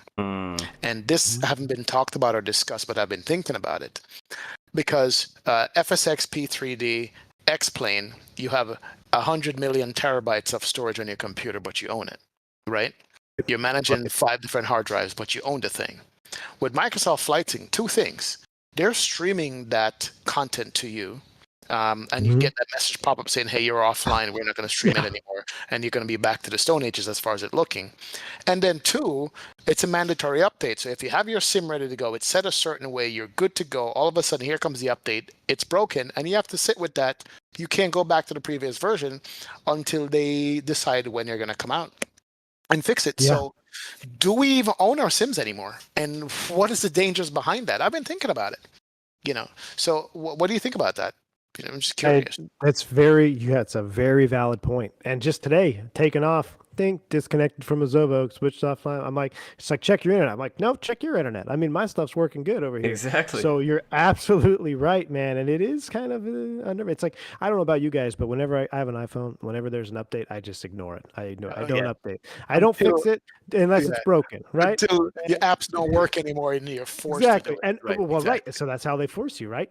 Mm-hmm. Enough. I'm kind of the same way with my Microsoft and my computer. I didn't update. I didn't do an update. I kept postponing it. I couldn't launch Microsoft Flight Simulator because it's from the Xbox store. And it was an update. It said, you have to update this to launch. So I had to do a PC update to launch my simulator. Kind of, yeah, Wow. it is. It's a very valid point. Very valid point you bring up. I don't know. We're just gonna have to wait and see, I guess. But it is a very valid discussion.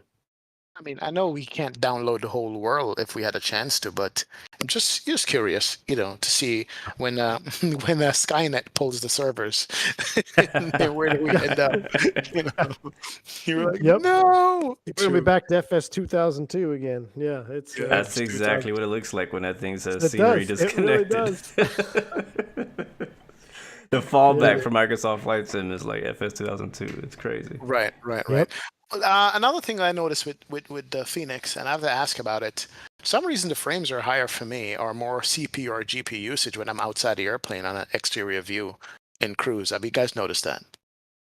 Ooh. I don't know if because Trails, maybe? I think they redid the contrails on the plane to look more meaty, I guess. And I guess graphics card, independent on what graphics card you have, but I've just noticed some people say they noticed that as well. A little bit more usage on my resources for the exterior. So I'm hoping that they at some point start fine tuning this thing down to where it matches the PMDG. So I just had to mention that because a lot of people, even in chat here, was complaining about the resource and that it uses. I know V1 just bought a graphics card for like $18,000. So how is the 3090 treating you? How is that card? Hey, I'm now putting the load on it because when I first loaded in, I did have a very high performance hit on my sim, and I realized that okay, let me put the screen rendering to GPU. I put it to 3090, and then I also changed my encoding on Streamlabs. I used to use the onboard or the CPU processing for encoding. I've also switched that to GPU loading. So now I've freed up because I have an i9 9900. It's not the newest of the new, but I mean, it still can get the job done.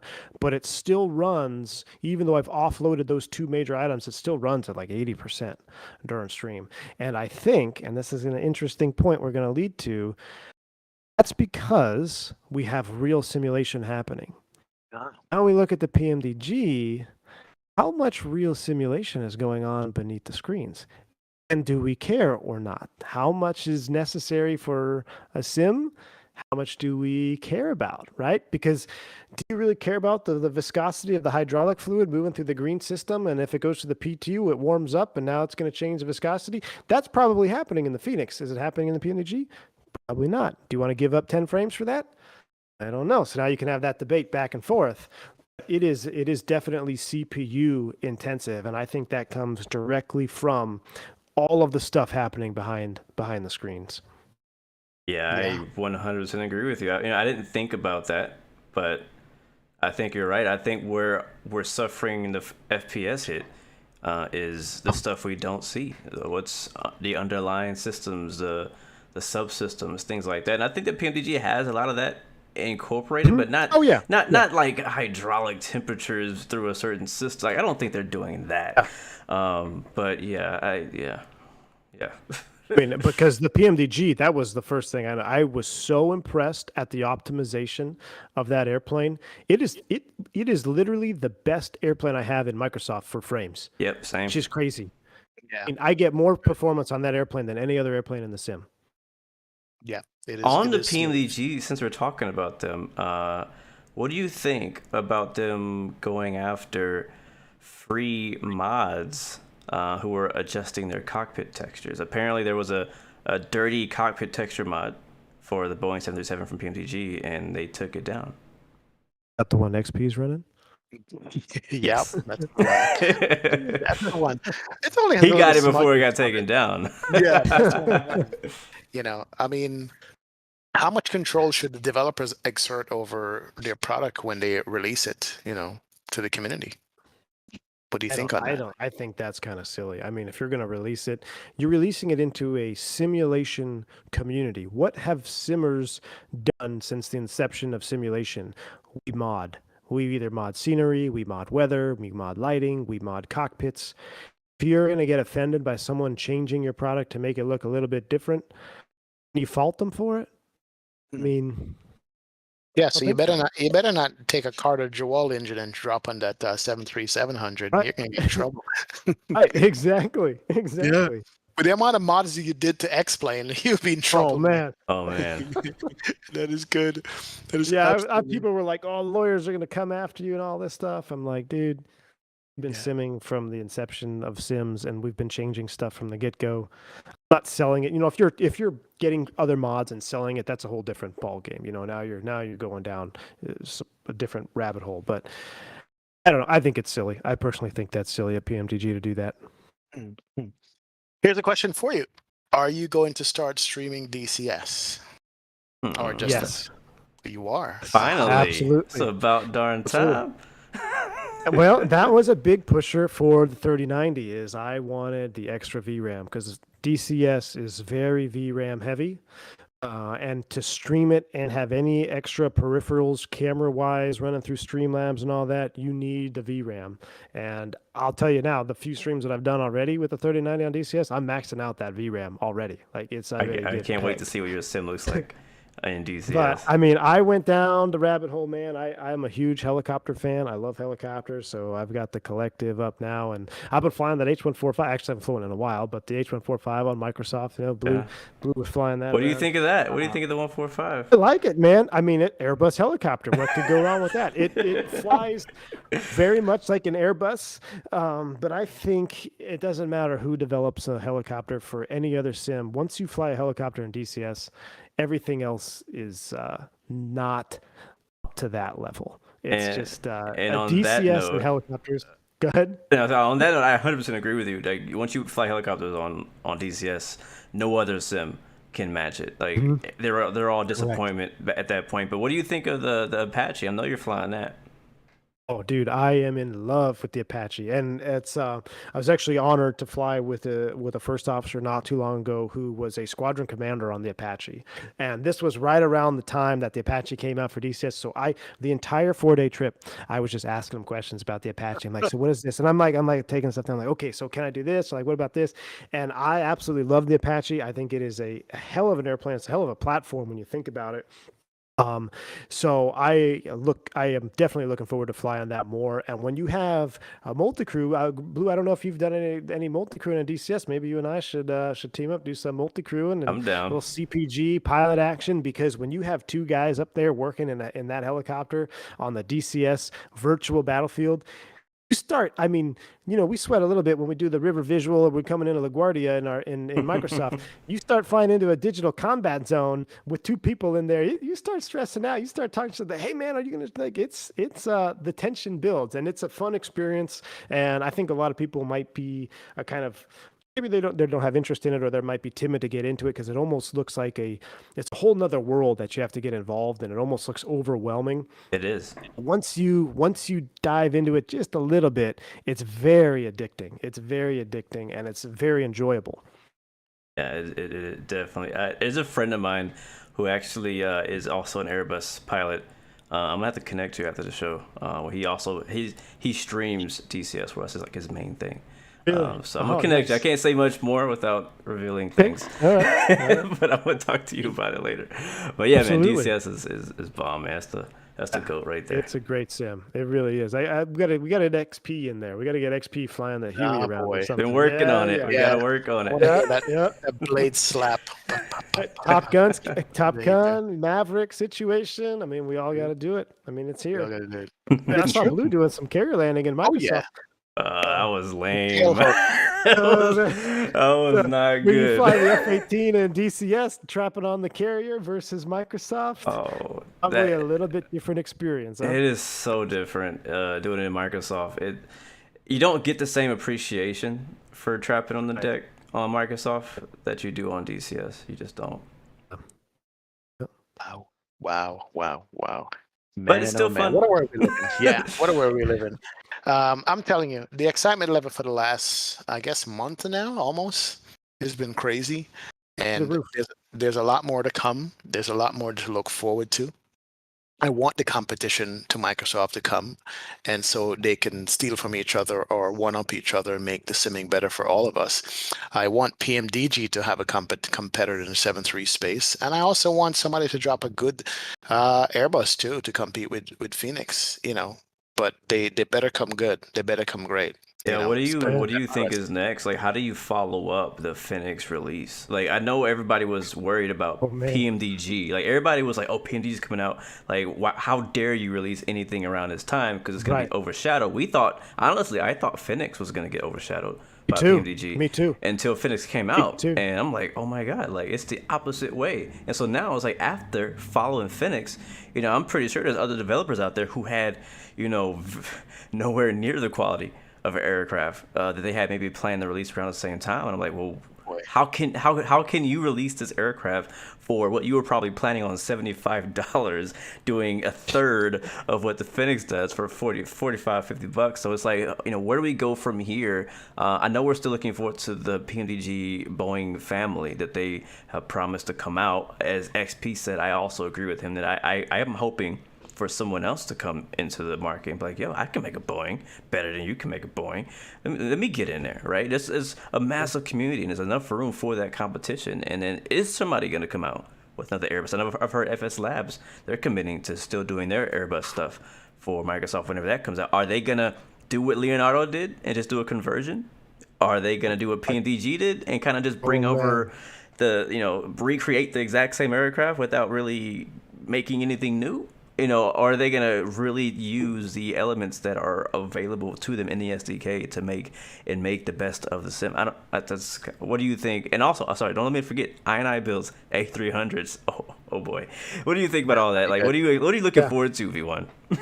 All right. Well, first off, I'll say this. I would not want to be a developer that is not PMDG or Phoenix in the Microsoft space right now. It is going to be that's a tough follow-up. I don't care how good you are, how good your product is, it's going to be a tough follow-up. To piggyback onto the FS Labs, they only have, in my opinion, one chance of being viable, and if that's if they can get a 321, a 319 in the Microsoft space within the next couple months, which I really don't think is going to happen.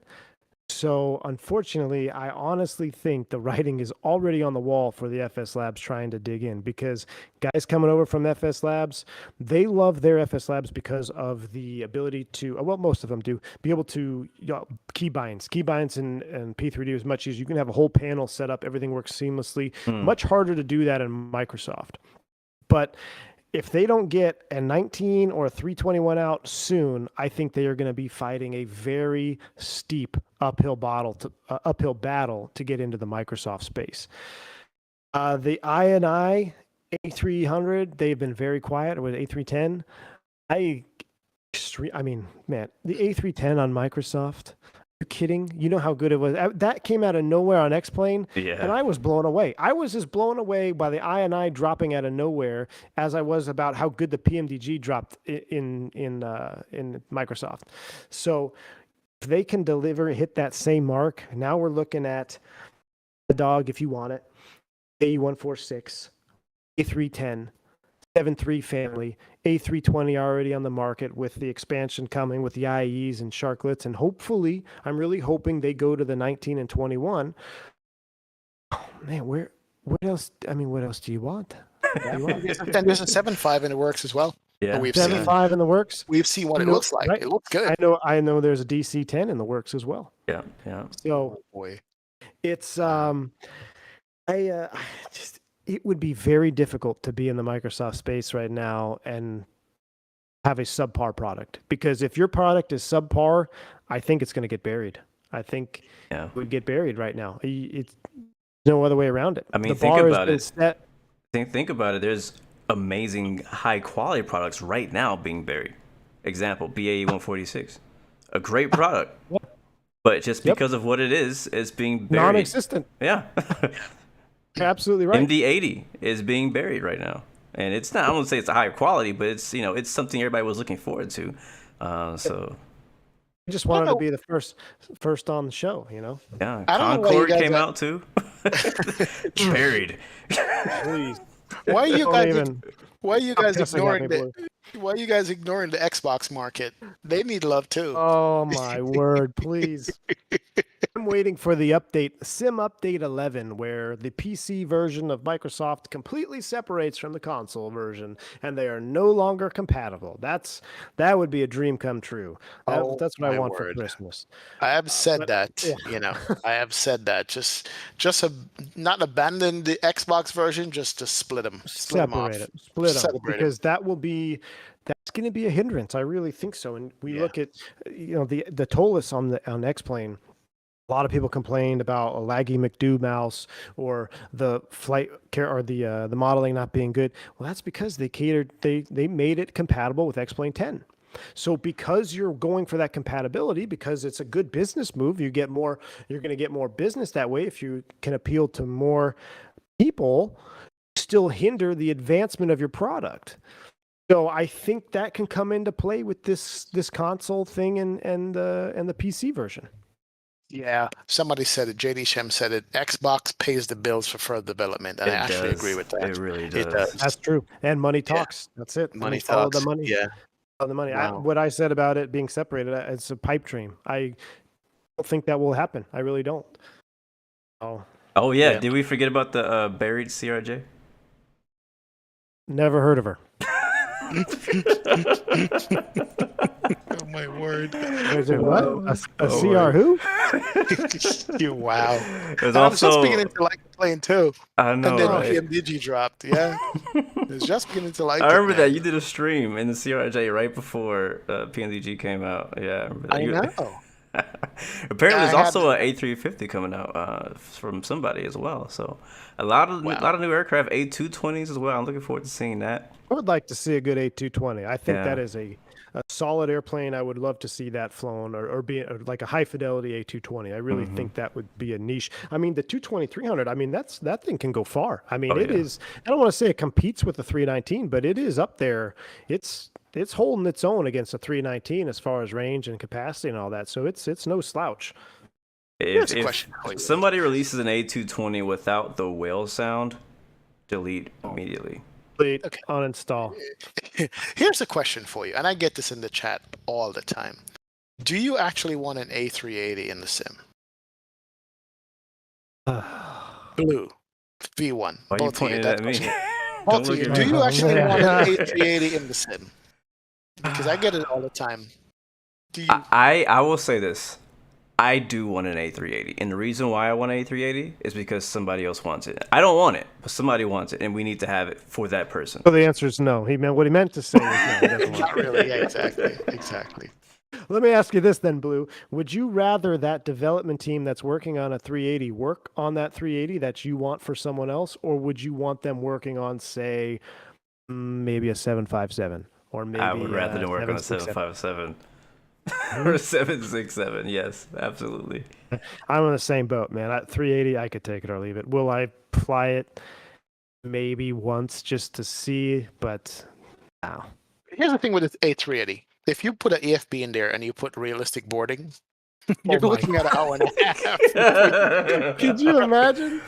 Oh my man, God. this hour and a half boarding process. Oh, I man. was thinking about that because we were talking about how much we love the realistic boarding and stuff like that with the Fenix.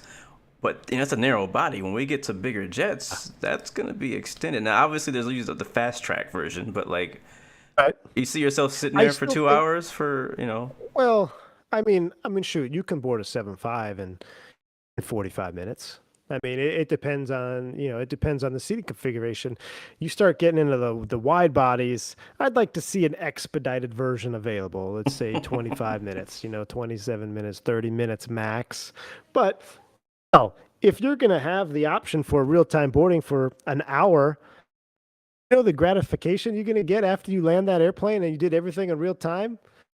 Some people True. may want that. True. You need to have the a option. different level of it's a different level of gratification when you realize you set the parking brake and shut down and you did everything in real time from A to B.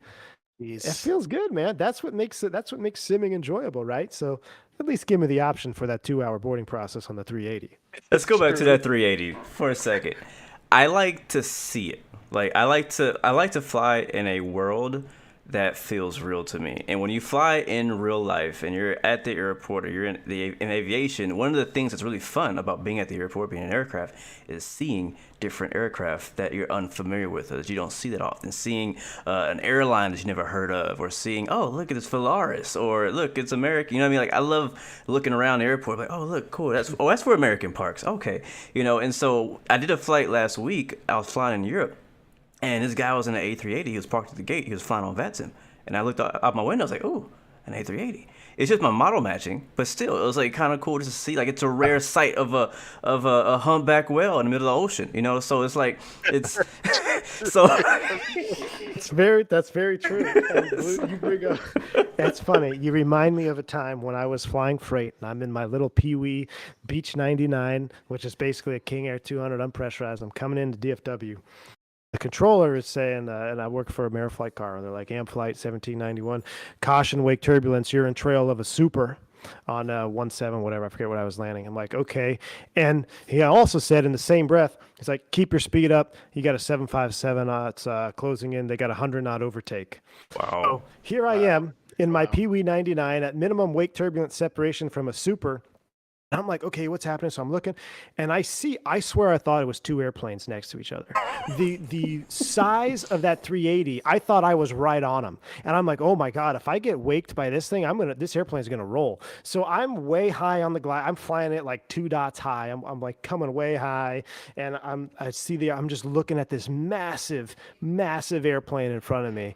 And it was kind of at dark too, at dusk, so I couldn't really make it out too well. But it looked like two airplanes in one when I first laid eyes on it. Wow. I landed about halfway down the runway because I was so afraid of getting wake turbulence from that thing. I just floated that. I came in high with 1,000 footers. Weren't even, I think I was 100 feet over the 1,000 footers. I wasn't even close. I was like, I'm going to go to the very end because I don't want to get waked by this. And then you got that 7.5 eating me up on the back. But that was one of my first like real world head-to-head experiences with the 380. I'm like, that thing is giant. Wow. Yeah, I don't know, man. Like, having an airplane that big in the sim, I can't do Fort Lauderdale, Atlanta with that thing. You know what I'm saying? The time it takes to board and set up, it's going to be longer than the flight itself. Yeah. So, you know, you're now committed to at least a 5-6 hour flight in this thing. You know what I mean? Yeah. Some people might want that, though. They do, though. There's a lot of people in our community that exclusively fly long haul flights. They're like, oh, 3 hours? That's too short, right? And so for people like that, they want an A380. They want the better 747. They want the 75, the aircraft that can send them long distances. And you can do that. I actually did a long haul for the first time in the PMDG 737. I did Chicago to Anchorage, 6.5 hours. It was overnight, so it wasn't a stream. Then I want to do the same thing with the Fenix and send that. That was actually a real world route. 737 Max does that in real life for United. I just took the 700 instead. But yeah, so people love those overnight, those long haul flights. I have people on my Discord who are like, yeah, I'm doing this long haul, and I'm like, I could never do a flight that long, you know. So it's for people like that, they want wide bodies, they want the heavy jets, and the A380 is just like the pinnacle of that. So I think when we do get one, though, and again, this is my wish for the community, and obviously when it comes out, like V1 said, I'm sending it for a flight or two. It's not my favorite aircraft, but you know, I can appreciate it for what it is. You just kind of respect an aircraft like that. Yep. I just saw a comment. Oh, so go ahead. Imagine the sadness you'll have when you get a CTD after a 2-hour boarding process. You go to push back, you pull up toolbar pushback, and the sim crashes. Could you imagine the rage? You know what we need? You know what we need? This is what we need. Instead of crash the desktops, we need a little thing to pop up on the screen before the crash desktop saying, sorry, your crew timed out. Or like something like like some kind of real world, like you know how, because in real life, like, I mean, I've been working on the ramp, and we are ready. We've finished putting the bags on. We're ready to push back. I go on the radio, and the guy's like, sorry, we're not leaving. This flight's canceled. We just timed out. I'm like, what? I just spent 45 minutes, and I loaded 200 bags, and you're telling me I got to take them off again? You know, so. Honestly, that is, and I've been on the other side of that. I've been the pilot that has timed out. And honestly, when it's that close, you don't want a timeout because you know everybody is busting their tail to get you out of there. And it's like when it happens, it is a straight up legality thing from the FAA. You cannot leave. You cannot you are done. You're a pumpkin. And I've been there and I have been cussed at, I've been sworn at, I've been spit at in Oh LaGuardia my God.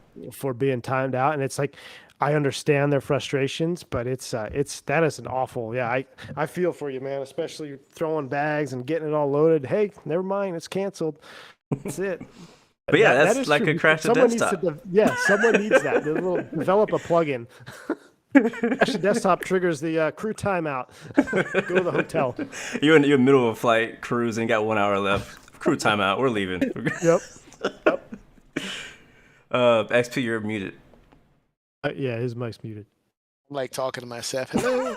No, Talker actually gave me in chat says all we need is GSX and we'll be set. Did you ever use GSX V1 in P3D or FSX? Yes. And that was one of the big pluses I think the FS Labs had in P3D because I said, when everyone's like, oh, what's better, FS Labs or Tolis, FS Labs or Flight Factor? The thing that FS Labs really had was the seamless integration with GSX. When you would send, on the Fenix, we just say, okay, start boarding, and it automatically loads bags, fuel, and you're good to go and passengers. GSX with the FS Labs was coordinated correctly. And like, depending on where the fuel truck was on the airfield, it may take longer or shorter for it to get to the airplane. Bags were then now coordinated in between the fuelers because they couldn't get into the forward or aft cargo. And then the passenger buses would come up whenever it was time to board, and then there was actually time. It was a very good, it still is a very good simulation encompassing experience of having the real world environment at your sim and in your desktop. Now the Fenix is good. I do think that would be cool to have GSX integrated with them at some point. Like I know they're working on getting their own models for fuel trucks and baggage. I think that would be really cool to see that integration. It would definitely add to the immersion even further, because that is one thing I will definitely defend for the P3D people and the FS Labs people, that just the GSX FS Labs is top notch. It really is. It is good. And you can alter your fuel. You can send a dispatch amendment like, hey, we need to change our fuel. And then the fueler would come back and change the fuel in the airplane. Wow. So that is a very cool thing to have. I'd like to see that. I was talking to somebody, one of the, I think the developers or mods or something in the Fenix Discord about that. We were asking like, so are there any custom, ground services, anything like that? Because we kind of got spoiled a little bit with PMDG. Like PMDG did a really good job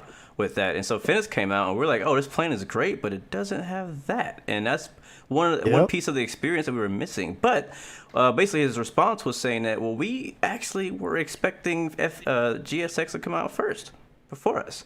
So they intentionally did not include all that stuff because they thought that we were going to have GSX by now. So I don't know if they have any integration already. Hopefully it'll be like you mentioned with FS Labs, where it kind of directly integrates with it because of that. Because I don't know how they can do that they already have the SimBrief thing, right? Maybe GSX will have a way to import the SimBrief and they'll do it based on that time. I don't know. If we could have all that in sync together, that would be just... No, it really does that, because I remember you'd be sitting there at the gate in FS Labs and I go to the wing view and I see, oh, here comes you could see the fuel truck coming from across the airport. It's like, oh, he's coming to your airplane, here he comes, and then he's hooking up out there doing his thing, and then you'll see passengers coming down the jet bridge. Like it definitely adds to the immersion, and especially like Blue, you live it, you live the ground crew life. You'll be able to relate 100% to what's going on instead of just this like, oh, here, click to board, which is good. It's better than nothing. Yes, but it would definitely improve the airplane. Absolutely. Wow. Kind of makes me want GSX now. I never had that, only X-plane, and we didn't have one like that. But yeah, we were like, no. Hey, don't sleep on that, what was that, SAM ground services that came out? Oh, yeah. What's that for? FS 2002? Or was that... It came out right before we left. Yeah. True. I got a question for both of you. When do you see yourselves doing the next X-Plane 11 stream? Oh boy. Realistically. Go ahead, Blue. Even on your radar. You guys take it.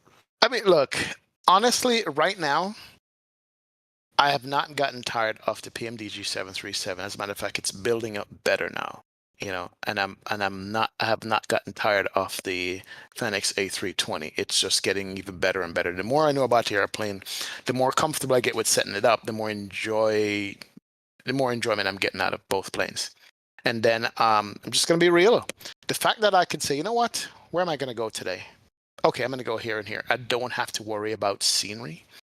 And one of my favorite things in Microsoft is just coming in on final approach, no matter where you are, what city. Worse in South America, as you are going to be in V1 with your streams, and seeing the rolling hills and valleys as you're descending into wherever you're going and looking at the tree line and the landscape and going, wow. And you didn't have to do anything to get that. Versus back in the day when I'm setting up my X-Plane streams, I got to check my scenery both there and at the destination. I got to make sure I had the ortho for it. I got to make sure my zoom level was correct. I got to make sure my scenery INI file was in the right order. And I love X-Plane. My damn name is XP72. But you know what I mean? It's hard to say, but I'm already thinking about it going, it's going to be like an A300 flight or something like that, because I miss the sound of the A300. I miss the spool up of those engines. I miss the rotate, how when you rotate the A300 or the A310, the INI builds plane, you're like, wow. You know what I mean? Those guys are like the Phoenix of the X-Plane world to me. Agree. So it's going to be something like that, and it's probably going to be in the two best sceneries that I have in X-Plane, whatever those are, Atlanta Boston or and Miami. Atlanta or Miami or LA or, good sceneries, so that I don't have that withdrawal symptoms too bad from going from one to the next. You know what I mean? So it's going to be a minute. I'm not going to lie to my audience. You never know. I might surprise my audience and say, you know what? That's it. X-Plane today. Because right now I look and everybody's streaming the A320 or everybody's streaming the 737. At some point, you're going to get tired of it and want to see something different. But I can't tell you exactly when it's going to be. But that's my thought. Blue, what about you? I was just thinking about it while you were talking, and I don't know when I'll be back on X-Plane. It's not that I don't want to go back. I kind of have the same thoughts as XP, where it's like there's a lot of aircraft that I love flying, like the A300, even the MD-11. Since we haven't played, it's been updated multiple times, and that plane is great. It just had a few shortcomings, and I'm hoping that they fix them since it's been about a month or so since you've flown it. But and so I do want to go back. It's just every time I think about going back to X-Plane, I am either reminded or enticed by something that I can do on that day for Microsoft, right, or that week. And so it's a lot, for me personally, there's a lot of things going on behind the scenes in flight sim and in my personal life. And so a lot of that thing comes into the fact of what I choose to do. I have DCS, I have, I'm not just only playing X-Plane in Microsoft, I do a lot of other stuff too, so it's that stuff I want to do as well. And basically it comes down to what is it that I'm going to enjoy the most. And there's things where sometimes you have developers you want to work with and stuff like that. So you want to try to be true to that as best you can. But at the same time, you still want to enjoy what you do in your stream. And people will notice when you are doing something because somebody paid you to do it or because somebody asked you to do it, right? And you're like, if I'm going to go and do X-Plane, but I'm not going to enjoy doing X-Plane, I'm not going to do X-Plane. I'm going to do what I want to do. I'm going to do what I enjoy to do. And I always preach that and tell people that, listen, we can debate all day about the debate between X-Plane and Microsoft Flight Sim. You choose which one brings you the most joy. If you love flying an X-Plane, you love doing your long hauls in that 757 or that 777 or a Zeba, whatever, just don't let nobody shame you for that. Enjoy that and just fly that until, like you said, V1 earlier, until you get to that point where that new sim has added that one thing that was missing for you, right? So, I don't know when I'll be back. I know DCS is coming up for me soon. Microsoft's going to continue as it always has, and other stuff as well. So. What about you, V1? When are you flying V1? The next stream? When are you flying X-Plane V1? Next stream? Or the stream after? I told my viewers that I would do a finale flight in X-Plane 11. I'd do a little send-off. I tell you what, when I talked about earlier about you have that moment in a new sim where then your old sim just pales in comparison, and it's different for everybody. I'm different from you. I'm different from Blue. Everyone else is different. They have their own moment. I had my moment, and I don't want to plug this, but I did a stream in the PMDG 737. I flew into Rio de Janeiro at sunrise, and we're doing the circling approach, a Goal 737, and the lighting, the clouds, the sunrise, the sky colors. Was it? I looked down, I saw the football stadium down there, and that was my moment. I saw that, and I think I even said on stream, I said, Phoenix, you all better bring it because this is the best thing I've seen since I've been simming. Wow. And now hope I can recreate that in the Phoenix and make it better because I want my best moment to be in an Airbus, of course. I was happy you said it was in a 737 and not an Airbus. I was like, yes. I give credit where credit is due, and that was the most scenic and most beautiful approach that I had flown in a sim since I've been simming, all the way back, all of them combined. And to be honest, I don't know if I can do another X-Plane 11 stream. Well, here's the thing. Here's a question, though. So if you can, or you decided to, which plane would be the last one you fly in X-Plane? Ooh, that is a great question. Yes. Wow. Which plane would it be? If you had to say farewell to X-Plane, but you get one last flight and one last aircraft, and after that you have to uninstall X-Plane, what would that plane be? I want to know answers in the chat as well. Drop them right now. V1, you're on the spot. What you got? Oh, boy. Double rainbow moment V1 had, says Jeff. Double rainbow moment. Yeah. Oh my God. Fearless 747. Really? Fearless. Wow. Wow, I didn't expect that. I'd get my Bravo set up with all 4 thrust levers. I'd get the speed brake out. I'd get everything ready to go. I'd get my new Thrustmaster Boeing yoke. I'd fly a Pan Am 747 Classic out of LAX or somewhere out of there, probably LAX or SFO maybe. Wow. Wow. That's it. The only reason I don't say Tolis or Flight Factor is because I know what I have at home in Microsoft is better than what I'm shopping for here in X-Plane. So I know I'm going to get right back to that Phoenix. So I got to say goodbye to the old classic. I think that kind of like the 146, that Fearless 7.4 Classic is a hell of an airplane. And I have a personal love for the 7.4. I think I told you guys before, my mom was a flight attendant for Pan Am, and she was on the 7.4. And just to see that livery and actually be able to fly that airplane now as an adult, and then all the time, like all the models I have of a Pan Am 747, and to actually fly it in a sim now that's actually decently modeled, it's a nice moment for me, you know. So I think that would be my send off to X-Plane 11. I really do. Wow.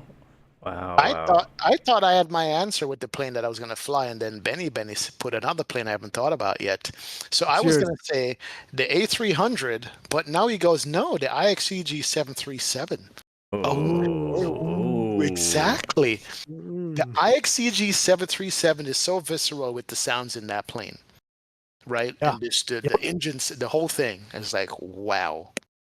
Yeah, man. Lou, what would you do? You know what? I would really. I'm thinking about it because I've seen great answers in the chat too. The A300, the 727. This is my first initial thought was a Zebo, because I just really do love that plane. I really love it. And if I had to only have one flight and never play it again, I would probably let me go ahead and this is where I want my X-Plane memories to live off, is a Zebo 737. So I think that's my plane, is a Zebo, but I also think because a lot of my flying, people don't notice, majority of my flying on X-Plane is actually GA in the King Air 300.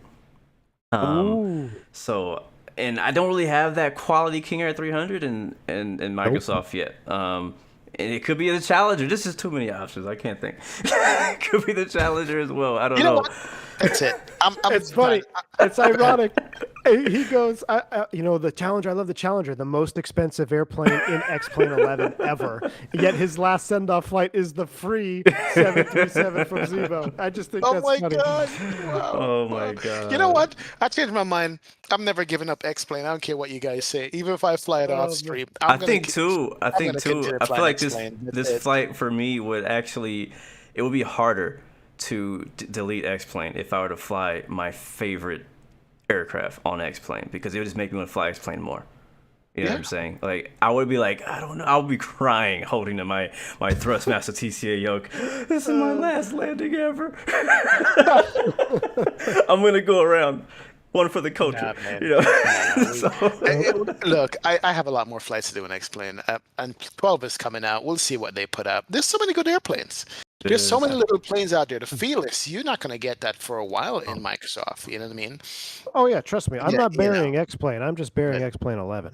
There you go. You said it before. Good We'll point. say it again right here. True, true, true. But yeah, we love aviation. We love all of it. We love the sounds. We love everything about it. And we'll keep simming, man. That's it. We're just going to keep simming. But yeah, Microsoft is going to get the majority of the time now. Just because, I mean, just because it's just going to get the majority of the time, and you guys understand. I mean, I know you guys understand that. And I'm talking to the audience. You guys in the audience understand why Microsoft is the dominant go-to sim right now. It just looks too damn good, and we're getting all the quality planes in it. You know what I mean?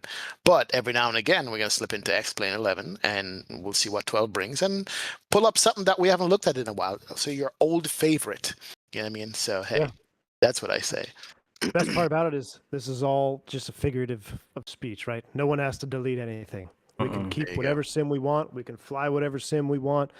No one's going to change that. So, Yep. Oh yeah. And by the way, Mr. Martinez says 2+ hour show. Have we been 2+ hours already? Yes, we Holy have. crap. wow. Nice. Oh my word. So far, block time 2:16. Oh, man. Getting late flight time. A delay code. Yeah, right. It's worth it. No, it's worth it. It's worth talking about all these different things that we all discuss anyway offline, and see what the audience thinks, what we think as simmers, think, and get everybody's different opinion on certain things. And I like that. And that's why we have V1 back on the show, because we just V1 and V1 just goes, and we just sit here and go, wow, love that. V1, someone says, where did you get your tiller from? Because the tiller is from Cat 3 Design, and they're actually not making them anymore. The gentleman that made them, they're real pilots in Australia. They've been since called back to work flying full time. So they still have, you can still email them for like a wait list if you're interested in any of their products.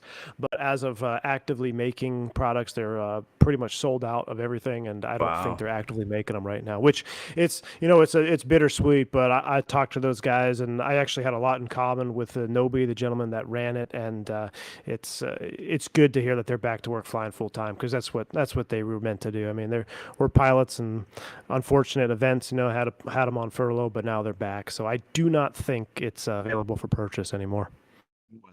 And also, I have side stick envy when I see your hand cam come up. So let me just get this straight. Your hand cam the base is a Thrustmaster Warthog? Right. It is a Thrustmaster Warthog base, correct. Okay. With an attachment that goes above. See, blue's showing right there. right there. Yeah. So yeah, exactly. Blue showing the grip. So it is that base, and the FS Projects is the company that creates the side stick. And I did an in-depth video on, because there's actually 3 really good options you can have for mimicking an Airbus side stick. And at least in my opinion, you have the WinWing situation, you have a Verpal base, and then you have the Thrustmaster base with the grip. And I tried all 3, and I know that the WinWing gimbal design and the Verpal design are actually a superior design in as far as precision control and a little bit more customizable. But when you get to the nitty gritty of what does it just feel like to move the side stick of an Airbus around, I can't get past the Warthog base. It is a very good representation of the Airbus. Blue, I don't know if you've tried flying the Airbus around with your Warthog. I actually haven't. I would if I had a mount to mount it lower, because right now sitting on my desk is like way up here.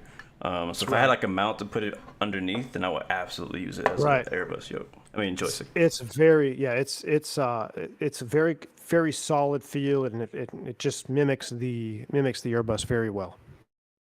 And by the way, guys, a quick promotion for V1. If you go on his YouTube channel, he has a whole video explaining everything he just said in even more depth. Thanks. Yeah, I did a whole video detailing that. Thanks.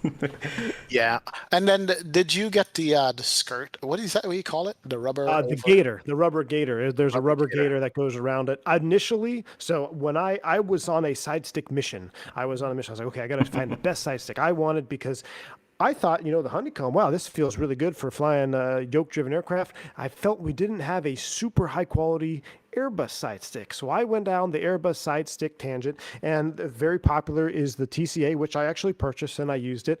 But for me, I wasn't looking for functionality. The TCA is very good if you're going to have one side stick. You need that functionality. You want to be able to swap left and right. You need the extra buttons. I was looking at a purist standpoint, trying to find the most realistic feeling. So I went down the tangent line, and I went with eventually got the FS Projects guys stick, and I didn't order the Gator. I just wanted to try the stick out, but I was so impressed with the side stick. I said, okay, I need the Gator. Can y'all send me the Gator? You know where the address is. And so I bought the Gator that goes around the base, and it is dead on real life, same exact thing that's in the airplane. Wow. I mean, it literally is straight out of the Airbus cockpit. That's what it feels like. Crazy. Yeah. I think it's going to be my next sim spend is to get that side stick set up the way you have it, because it's game changing. It really is game changing. As much as the TCA yoke is game changing for yoke driven aircraft, think of it the same way in your Fenix or your Fenix Airbus. So, yep, definitely. Might as well go with the best Airbus we have now. Get the best side stick to go along with it. That's I right. think so. Absolutely. Maybe we'll enhance my. One of the reasons why I love the Boeing is because that Thrustmaster Boeing TCS is so nice to fly and hand fly. Then I see you fly it with that side stick. I was like, yeah, I'm gonna get that. So I need a tiller as well. That's true. That's gonna be a good investment. The tiller is fun. The tiller is fun. True, definitely. All right, looks like I'm just about to the last of my rum and ginger ale here. How about? I need a laugh break. Well, man, V1, bro, thank you so much for coming on again. We've said this before, but this show, the whole idea of this show came from just conversations like this. It's like, how often outside of your live streams do you get the chance to just talk to people about just simming, right? Like, how often does that happen? Yep, never. So I love it. I thank you guys so much for inviting me back, and I hope when what did we say when 12 drops, right? Maybe I get a preliminary invite to when 12 drops. I'm actually scared of that one. Hey, well, we know we have a time frame. Was it June? Yep. I think so, right? I think so. It's probably a paid early access or beta, whatever they call it. So basically, they're releasing it and saying it's not done. That's basically what they're gonna do. Oh my god. Good. It'll be easier to bury that way. Oh, we love you, bro. All right. I love you guys, man. Word. Thanks again for having me on. No, absolutely, man. It was my pleasure, man. It was our pleasure, the audience pleasure to have you on, because me and Blue talked about it, but the audience also requested it. Like, you need to have V1 on when the Fenix Sim comes out to talk about it, and then your demonstrations of the capabilities of the airplane and the in-depthness of the airplane is giving us even more reason to fly the damn airplane. You know what I mean? Yeah. Failures on. I want to see next stream both y'all realistic time, realistic failures. We'll see it. I'm down. I'm up for the challenge. All right. Wow. No, man, I'm telling you. But yeah, absolutely. I appreciate that, V1. What's coming up for you? I know you're going to be doing a tour here. What else is coming up for you? We're South America. Yeah, I'm going to be doing some Central America first, and then all over South America, just because I don't have any scenery or ortho there in X-Plane, and it's all there in Microsoft. So I'm going to fly all over South America in places where I've never really gone. Some places where I do fly in real life. Colombia, I do a lot of Colombia flying, been to Lima. But I'm going to continue on. We're going to go south and then all the way up the eastern coast of South America as well. So I am looking forward to that, and it's going to be mostly PMDG, Fenix, 146. What's coming down the pipe. Any chance of the MD-80 again in the rotation? Yeah, it probably will be. I'm going to try the sound pack. I haven't actually tried the sound pack yet, so I'm going to give that a run through. And if I like it, if I don't feel like I'm sitting in a padded room when I'm doing my little setup up there, then I think I'll fly it on stream. But because I do enjoy the quirkiness of the 80, I really do. So, and it is a good simulation. I need the sounds. I need the sounds, man. I need the sounds to be engrossed. So we'll give that a shot if the sound pack pans out. Awesome. All right, Blue, what's coming up for you, my friend? I don't know. I know I shouldn't say that, but I really like after today's talk. I'm like, all I want to do is fly the Airbus A320. But I wasn't planning on doing that tomorrow. I was planning on doing something different. So we'll see. Whatever pops up on schedule, that's what I'm doing tomorrow.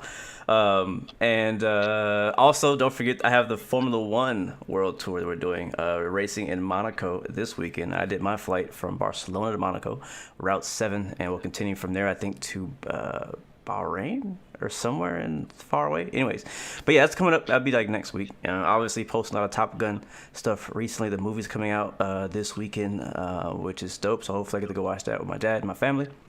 And yeah, so we're doing a lot of combat stuff because of that. Because of all that. What about you, XP? Yeah, I'll be in the Phoenix tomorrow on the XPO. Yeah, we're flying Phoenix tomorrow. I have more renewed things to look at. I'm going to try what V1 says. I'm going to try the real world boarding time. I think it's what, 20 or 28 minutes, 27, 28. I think it comes in about 27 minutes. So give yourself 45 minutes from, set your sim brief departure time, 45 minutes from the time your stream starts. That's the goal. Awesome. That includes your shout outs and all of that. Oh boy. Yeah, I know Blue loves those shout outs, right? Yeah. Blue love walking out inspecting the airplane. Yeah. Wow, I know. Well, ladies and gentlemen, V1-Simulations in the chat. Thank you so much for gracing us with the presence again. We're not going to wait 28 episodes to get you back. You're going to be here much sooner than that, my friend. Thank you so much for spending the time with us. Longest podcast on record, 2 hours and 26 minutes. Yeah. Absolutely. We could have talked about more. Guys, thank you so much. Peace out. Blue, as you always tell them, there's 3 things to do what with. Yes, before I say that, yes, episode 28. Again, thank you, V1. If you want to watch his first episode, I believe it was episode 1 or 2. Yes. Was it 1? Episode 1. Go back and check that out. We had a really, really good discussion back then, and we talked about kind of like anticipation of the Fenix back then, but then also we had another episode with Fenix themselves, and I actually went back and listened to it myself, and wow, it blew me away knowing what. Yeah, anyway, just go back and check it out. Podcast is available on Spotify, video, iTunes, Amazon, Google, and somewhere else. Just whatever, just search it. But yes, 3 choices. Give up, give in, give it all you got. Peace, love, and God bless you. We'll see you guys next time, next video. We all the way out. Sheesh. See you.